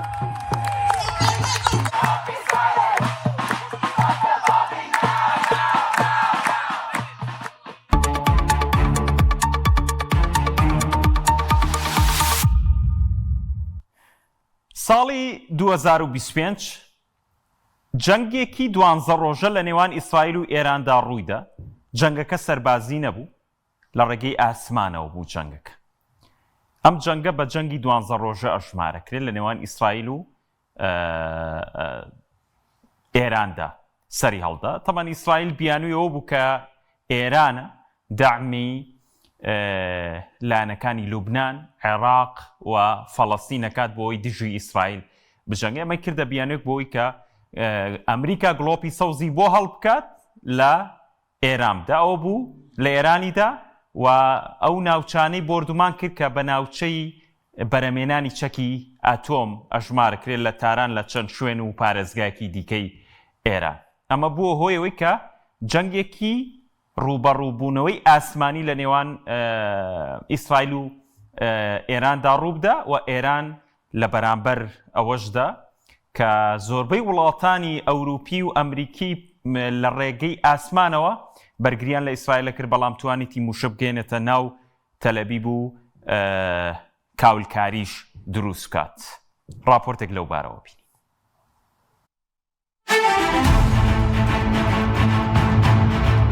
ئێران و قەوارەی زایۆنی چەندەیەکە دوژمنایەتی و ململانەی توند لە نێوانیاندا هەیە. لە کاریگەری جەنگی غەزەوە و قەیرانە ئاڵۆزەی باڵی بەسەر ڕۆژەڵاتی ناوەڕاستدا کێشاوە. گەرژی واڵۆزی نێوان ئێران و قەوارەی زایۆنی زیادی کرد و ساڵی 2025 کارگەیشتەوەی بۆ یەکەم جار جەنگ لە نێوانیاندا ڕوو بدات و لە ڕێگەی هێرشی ئاسمانی و موشەکباران یەکتریان بردومان کرد کە بە جەنگی 12 ڕۆژە ناسراوە. بەرەبەیانی ڕۆژی 13 حوزەیرانی 2025 سوپای زایۆنی هێرشێکی کتوپڕی کردە سەر ئێران و هێرشی ئاسمانی چڕوپڕی بۆ سەردەیان ئامانج لەو وڵاتە ئەنجامدا بە بیانووی ڕێگرتن لە بەرەو پێشچوونی بەرنامە ئەتۆمیەکەی. سوپای زایۆنی بردومانی وێزگە ئەتۆمیە سەرەکیەکان و دامەزراوەی سەربازی و ناوچەکانی نیشتەجێبوونی کرد. ئەمان ڕۆژێران هێرشێکی موشەکی و درۆنی بۆ سەر قەوارەی زایۆنی ئەنجامدا لە وەڵامی هێرشکردنە سەر وڵاتەکەی. ڕۆژی 22 حوزەیرانی 2025 دوای 9 ڕۆژ لە دەستپێکردنی جەنگی نێوان ئێران و قەوارەی زایۆنی، ئەمریکا بە هەمانگی تەواو لەگەڵ ئیسرائیل هێرشی ئاسمانی بۆ سەر وێزگەی ئەتۆمی فۆردۆ و نەتەنزی ئێرانی ئەنجامدا. بەوتەی دۆناڵد ترامپ سەرۆکی ئەمریکا لەو هێرشانەدا ئەو دوو وێزگە ئەتۆمی ئێران بە تەواوی خاپور کراون. بەڵام ئێران ئەو دەنگۆیە ڕەت دەکاتەوە و دەڵێت وێزگە ئەتۆمیەکان زیانیان بەرکەوتووە بەڵام خاپور نەبوون. لە ئاکامی هێرشەکانی قەوارەی زایۆنی بۆ سەر ئێران ژمارەیەک سەرکردەی سەربازی و سەرکردەی سوپای پازاران و زانایانی ئەتۆمی کوژران و وێزگە ئەتۆمیە سەرەکیەکانی وەک نەتەنز و فۆردۆ و ئێران بوون. ئێران بڵاوی کردەوە لە هێرشەکانی قەوارەی زایۆنی زیاتر لە 600 کەس لە وڵاتەکەی کوژراون و بەشێکی زۆری ژێرخانی شارەکان وێران بوون. لە بەرامبەردا ئێران نزیکەی 500 موشکی بالیستی و هەزاران درۆنی بەرەو قەوارەی زایۆنی هەڵدا و دامەزراوە سەربازی و هەواڵگریەکانی کردە ئامانج.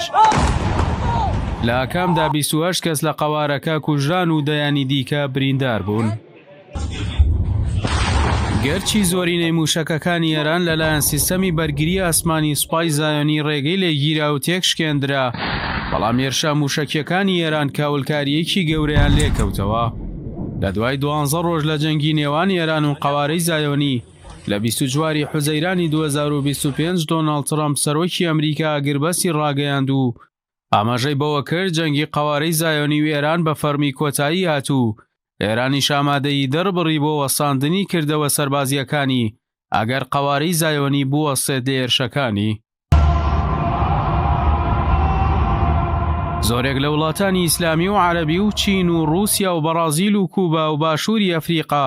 سەرکۆنەی هێرشەکانی قەوارەی زایۆنیان بۆ سەر ئێران کرد. لە بەرامبەردا وڵاتانی وەک ئەمریکا و فەڕەنسا و ئەڵمانیا و بەریتانیا پشتیوانیان بۆ ئیسرائیل دووپات کردەوە و داوای لە ناوبردنی توانە ئاتۆمیەکانی ئێرانیان کرد. جەنگی 12 ڕۆژەی نێوان ئیسرائیل و ئێران گۆڕانکاری گەورەی لە ئاوکێشە سیاسی و ئەمنی ئاڵۆزەکانی ڕۆژهەڵاتی ناوەڕاستدا بەدی هێنا. گەرچی لە ئێستادا هێرش و جەنگی نێوان ئێران و قەوارەی زایۆنی وەستاوە، بەڵام ئەگەری زۆرە لە ئایندەدا دەست پێ بکاتەوە. چاودێرانیش پێیان وایە هەر ئاڵۆزیەک لە کایی سەربازی نێوان ئەو دوو وڵاتە دەبێتە ڕەشەیەکی جددی بۆ سەرسەقامگیری ناوچەکە و جیهان.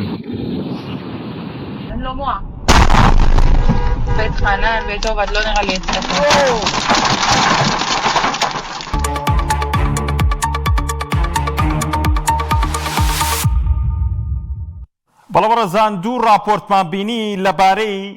جەنگی ئیسرائیل بۆ سەر غەزە و جەنگی 12 ڕۆژەی نێوان ئێران ئیسرائیل. بۆ قسەکردن لەبارەی هەم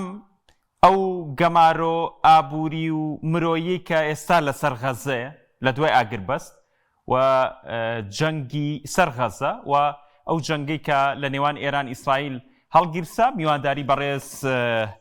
کامیل مەحموود نووسەر و چاودێری سیاسیمان کردووە لە هەڵەبجەوە لەگەڵ ما بێت. مامۆستا کامیل سوپاس بۆ دەرفەتەی بە ئێمەدا کە لە هەڵەبجۆ لەگەڵمی لە هەڵەبجەی ئەزیزەوە. مامۆستا کامیل، ئەمێ بپرسم تەمان بە پێی دوایین ئامارەکان ژمارەی شەهیدەکان گەیشتونەتە 70,000 و ژمارەی بریندارەکان گەیشتونەتە 171,000 و ساڵی 2025 بە ساڵێکی سەخت بۆ هاوڵاتیانی کەرتی غەزە دادەنرێت و لە ڕووی مرۆییەوە تەنانەت ئێمە شەهیدمان هەیە لە برسێتی بە گەماروی برسێتی هەر بە چەک و بە کوشتن نەبووە. باشە، ئەمێ بزانم لە دوای ئاگربەست مامۆستا کامیل، ینی جارێکی دیکە غەزەیەکان تووشی جەنگە بنەوە؟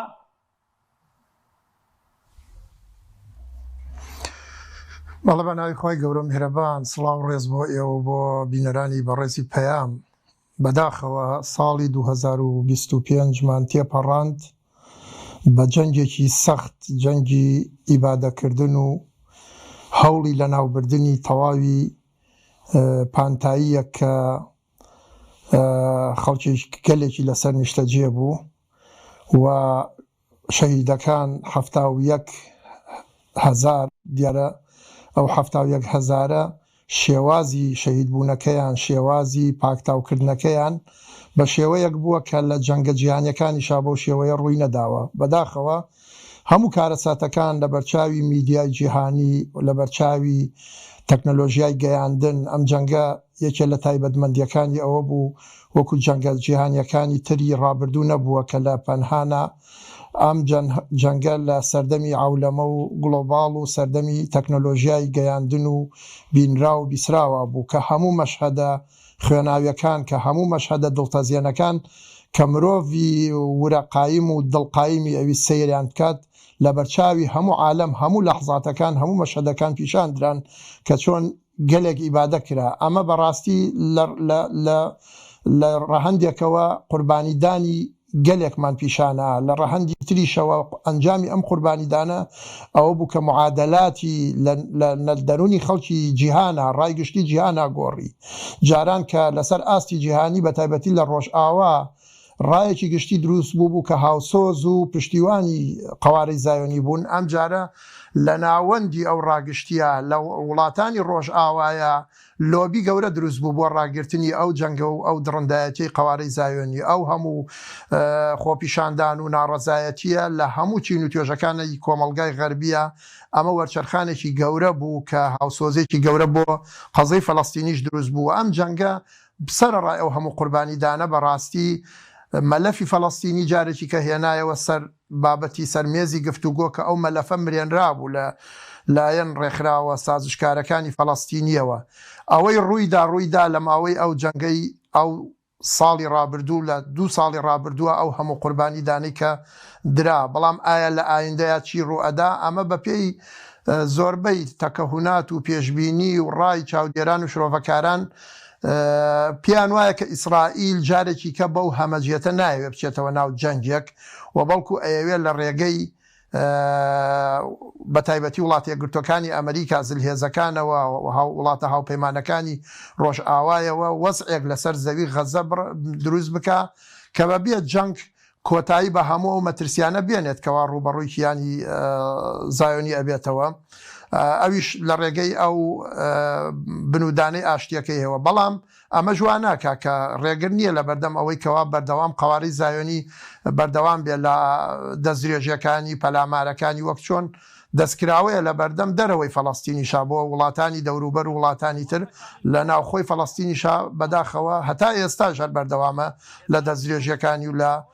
شەهیدکردنی خەڵکی فەڵەستینی. بنیامین ناتەنیاهو هەنگاوێکی دیکەی هەڵگرت و ئەویش لەم هەفتەیە هەنگاوینا بە دانپێدانانی هەرێمی سۆمالیلاند سەرۆکی حکومەتی سۆماڵ نەیشاردەوە لەوەی کەوتی ڕاگەیاندن و دانپێدانانی هەرێمی سۆمالیلاند یەکەم ئامانجی ئیسرائیل بۆەوەیە کە خەڵکی غەزە ڕابگوازێ بۆ ئەو هەرێمە ئەمەی بۆ چێتە سەر؟ طبعا ئەو هێزانەی کە لە بەداخەوە لە ناو دنیای ئیسلام و عالەمی عەرەبیە دروستە بن و بۆ ئەجندا و بەرژەوەندی فئەیەکی دیاریکراو کە لە ڕێگەی عەمالەت و پاشکۆیاتی و ئەوانەوە هەڵەسن بە دابەشکردنی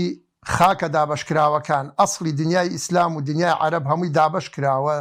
ئێستا ئەمان دێن دابەشکراوەکە جارێکی کە هەوڵەن دابەشی بکەنەوە کە ئەمە ژێکێکە لە ئامانجەکانی ئیسرائیل کە هەموو وڵاتانی ئیسلام زیاتر لەوە دابەش بکە کە لە سایکزبیکۆ دابەش کراوە ئیسرائیل بەبێ بەرژەوەندی خۆی دان بە مافی هیچ کەمینەیەکە نانێت یعنی ئێمە ئەبینین لەلایەکەوە دان بە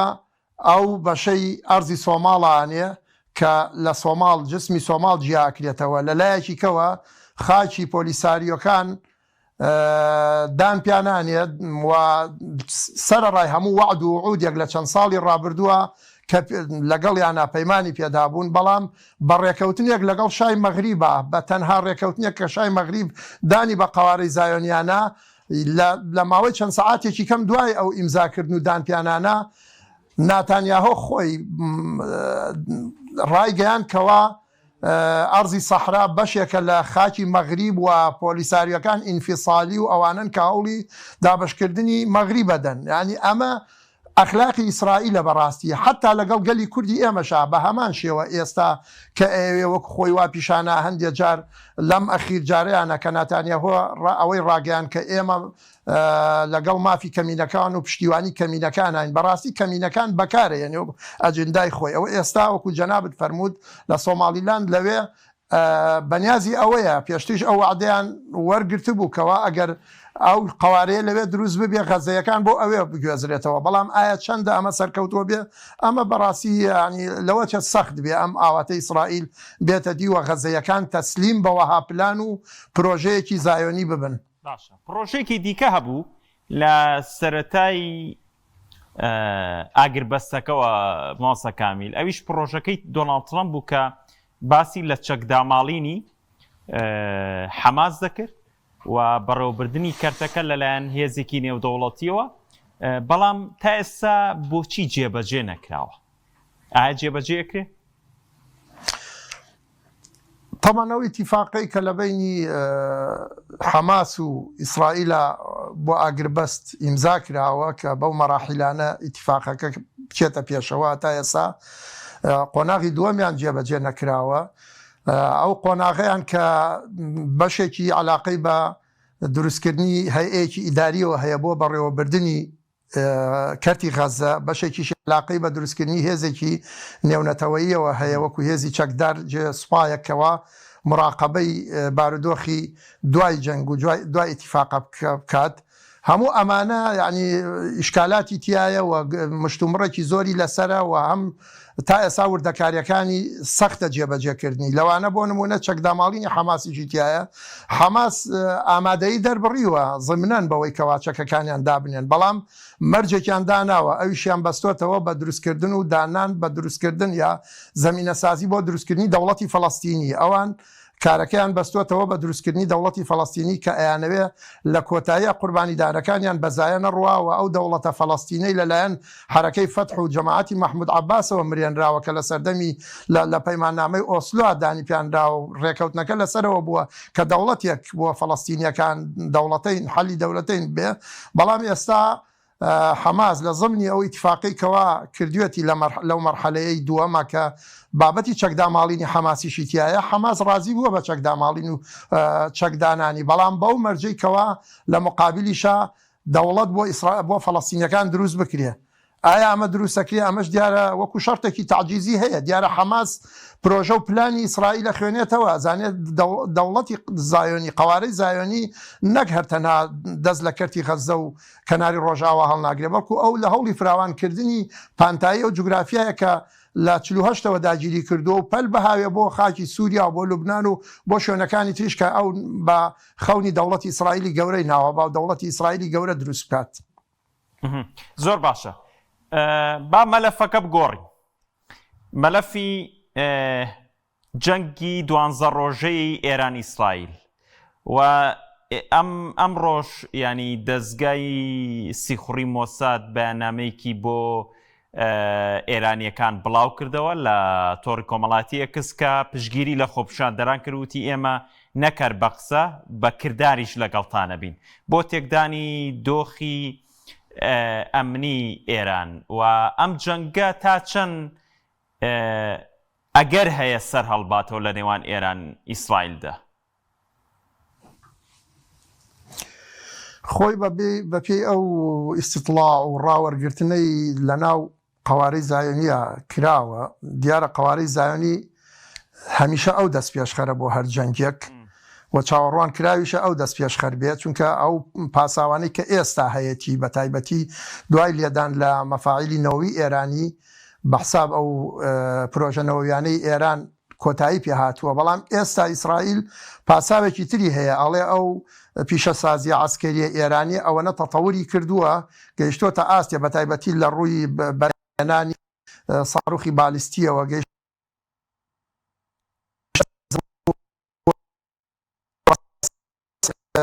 دروست کردووە کە حکمی نەوەویەکی قومبەلەیەکی نەوەوی بچووکی هەیە ینی ئەمانە هەمووی لەوە ئەچێ گەورەکردنی پرۆژەکە ئێرانیەکەشە و پاسا و دروستکردنە بۆ ئەوەی کەوا جەنگێکی تر لە ناوچەکە هەڵبگیرسێ بەڕاستی ئەمەی کە ئێستا لە ئارا هەیە هەر ئەو هەڕەشەی لە هەردوو لاوە ئەکرێ ئیسرائیل ئەڵێ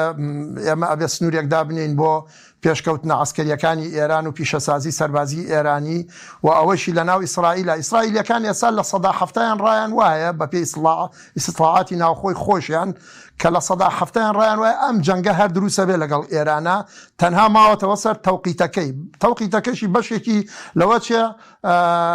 ویستێکی ئەمریکی لەگەڵ ئەوایە کە ئێستا کاتی ئەو جەنگەنیە چونکە هێشتا مەلەفی غەزە کۆتایی نەهاتووە مەلەفی سووریا هێشتا لە ئارا هەیە کۆمەڵێ مەلەفی تر لە ناوچەکە هەیە وایە وڵاتە یەکگرتوەکانی ئەمریکا و بەتایبەتی ئیدارەی ترامپ پێی باش نییە لەم تەوقیتە ئێستا ئەو جەنگە لەگەڵ ئێرانە هەڵبگیرسێ بەڵام پێچێ ئێران ئەگەر ئیسرائیل تاگلایەنەش ئەو جەنگە دروست بکاو بەخۆڵقێنێ وڵاتی یەکگرتوەکانی ئەمریکا هەر پشتیوانی ئیسرائیلەکە و دەست لە ئیسرائیل بەرنادا بەڵام ئەوەشی تایە ئەم جەنگەیان لەوە ئەچێت جیاوازتر بێ ئێران بە پێی هەموو ئەو لێدوانانی کە بەرپرسە سەربازیەکانی ئێران ڕایان گەیاندووە ئێران ئێستا لە حاڵەتی ئامادە باشێکی تەواوایە بەردەوام لە مناوەرە و ئۆپەراسیۆنی سەربازی و بەرهەمهێنانی چەکی تازە و حتا گواستنەوەی چەکەکانیان بە پێەوەی کە باسەکرێ هەموو منەسە موشکیەکانی خۆیان گواستوەتەوە بۆ ڕۆژهەڵاتی ئێران بۆ شوێنە دوورەکان کە ئەگەر سیلاحی جەوی ئیسرائیلیش بە مدەتێکی زەمەنی درەنگ پێی بگا بۆی ئێران لە ئامادەی یا بەهێزە بەرگری ئاسمانیەکانی بتوانێت هەم زەربەی خۆی لە ئیسرائیل بوەشێنێ و هەم باشتری ڕادارەکانی کەشفی ئەو فڕۆکانە و ئەو موشەکانە بکە کە لە ئیسرائیلەوە بەرەو شوێنی منەسەکانی دێت ینی جەنگەکان پێم وایە لە هەردوولاوە ئامادەکاریەکی بۆ کراوە بەڵام ویستی نێودەوڵەتی و ئیدارەی ترامپ بە تایبەتی ئایا چەندە تەوقیتەکەی دوائەخا ئەو ماوەتەوە سەر زەمانێک کە بزانین لە ئایندەی بەتایبەتی لەم ساڵەیە بەڵام بە هەموو پێشبینیەکان لەم ساڵەیە ئەو جەنگە لەوانەیە ڕوو بدات ئەگەر بە کورتی وەڵام بیتەوە سواس دەکەم بەم دۆخەی ئێستای ئێرانەوە کە دۆخێکی قورسی ئابووری لەسرە و خۆپشاندانیشەیە لەسەر ئەم بارودۆخە ئابوودەی کە لەسەر شانی هاوڵاتیەکانی قورس کردووە خۆپشاندانەکەش ئەمڕۆ دەزانکۆ لە قوتابیانی ئێران ڕژانە ناو خۆپشان دەرانەوە بەم دۆخەی ئێستای ئێران کە لە ناوخۆی خۆی هێتی و بەو دۆخەی کە 12 ڕۆژ موشک باران کرا توانای سەربازی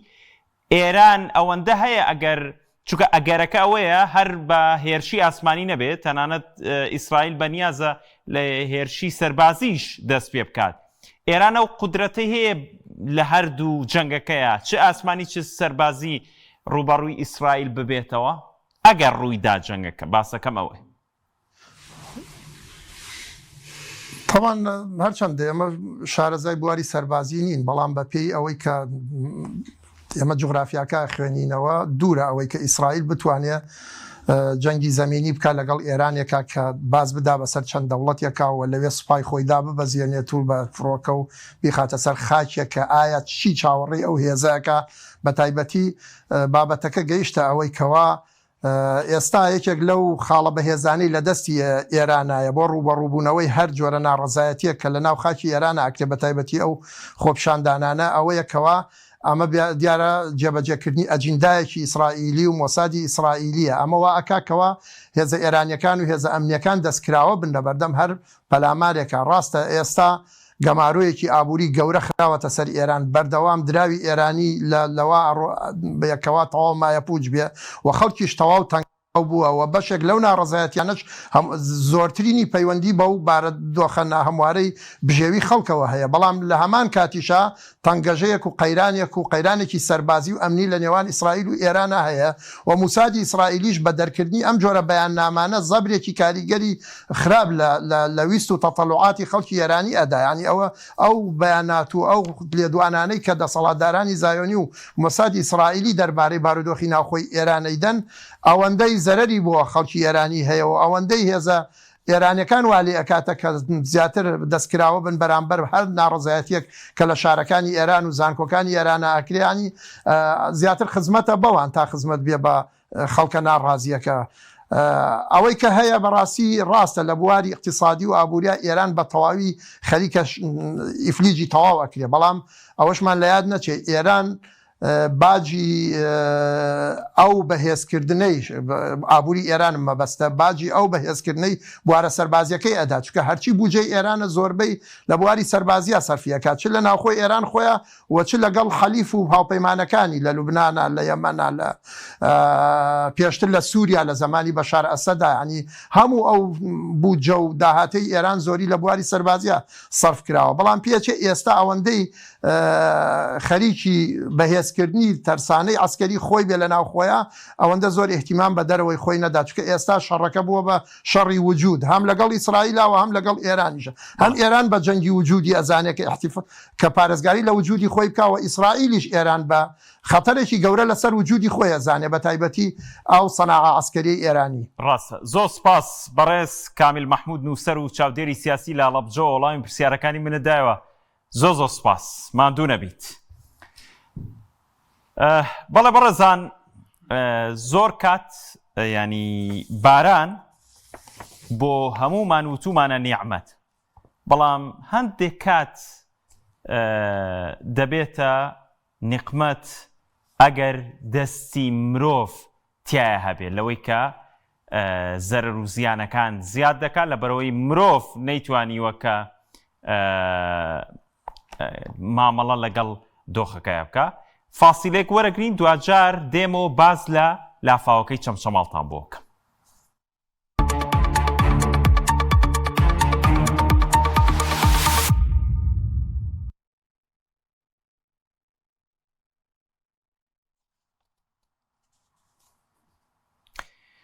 بەڵێ بەڕێزان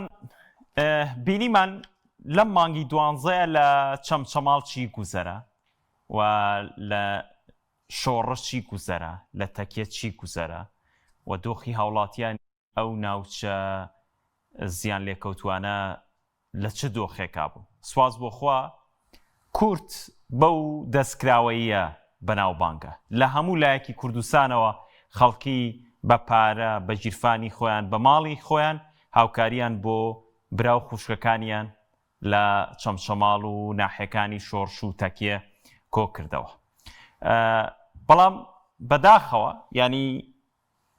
بە پێی شیکەرەوەکان باسەوە دەکەن خودی باران نیعمەتە بەڵام ئەوە دەستی مرۆڤەوە دەکات بەشێک لەو نیعمەتە ببێتە نیقمەت لەوەی کە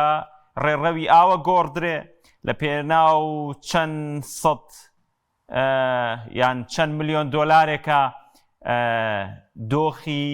جیۆگرافی شوێنەکان گۆڕانکاری بەسەرەدە بەبێ ئەوەی بیر لە لایەنەکانی لافاو بکرێتەوە کە ئێستا لە چەمچەماڵ بینیمانەوە. هاوکارانمان راپۆرتێکان لەو بارەوە ئامادە کردو بە بینەری بین.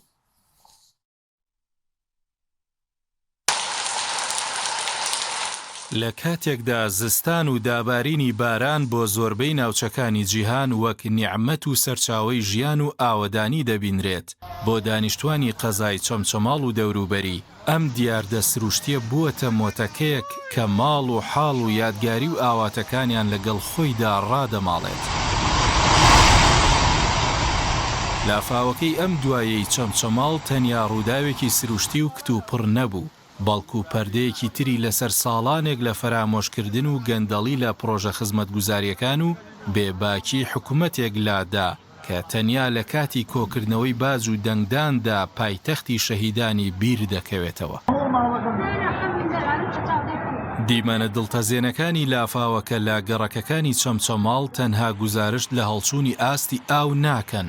دیمەنی ئۆتۆمبیلە تێکشکاوەکان و خان و دوکانە پڕ لە قوڕەکان و هاواری ئەو دایکانی کە هەموو کەلوپەلی ماڵەکان لە چەند خولەکێکدا لە دەستدا گەواهی دەری کارەساتێکی مرۆیین کە دەستکردی دەسەڵاتە. لێرەدا پرسیارە جەوهەریەکە ئەوەیە ئایا ئەم لافاوە سوپرایز بوو؟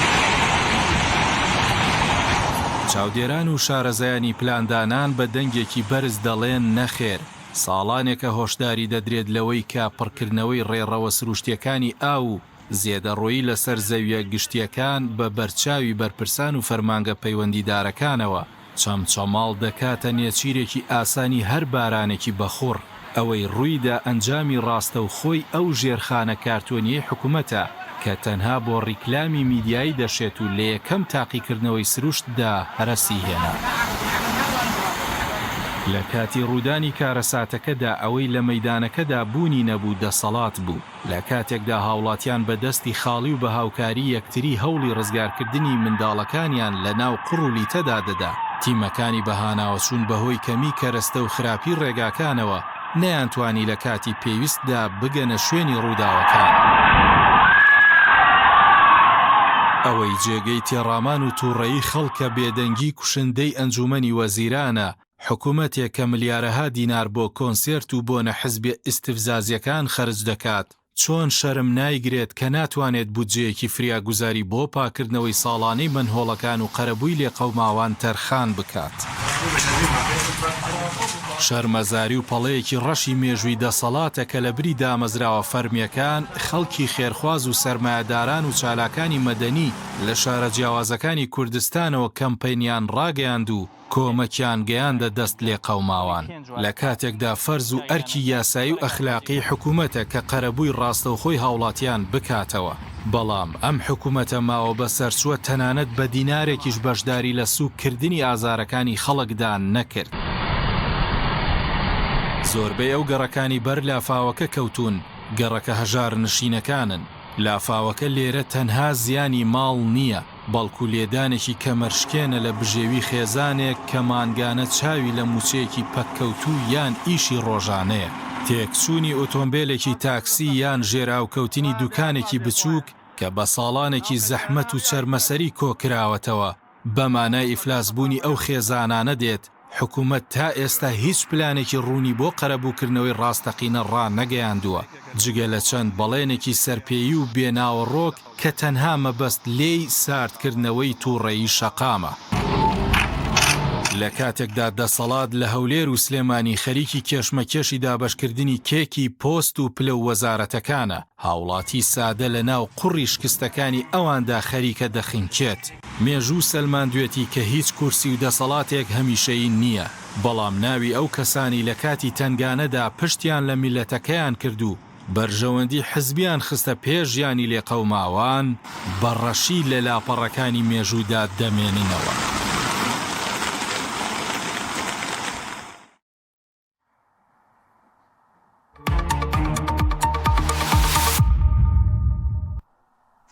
بەڵە بەڕێزان بەر لە کۆتایی پانۆڕامای 2025 حەزەکەم بە قەولێکی ئیمامی عومەر کۆتایی بە پانۆڕامەکە بێنم. ئیمامی عومەر دەفەرمێت ئەگەر بێچووە حوشترێک لە کەناری ڕووباری فورات قاچی هەڵبخەلیسکێت ئەترسم کە خوای گەورە لە ڕۆژی قیامەتدا بانگم کا بڵێ عومەر وەرە بۆچی ڕێگەکەت بۆتە خەت نەکرد. بینیمان لە چەمچماڵچی گوزەرە. ئەم بەرپرسانە پێویستە بگەڕێنەوە بۆی کە ڕۆژێک لەبەر قاپی خوا محاسەبە ئاکرێن بۆیە هەوڵ بدەن حکومڕانیەکی ڕەشید بکەن. بەخوای گەورەتان ئەسپێرم خواتان لەگەڵ.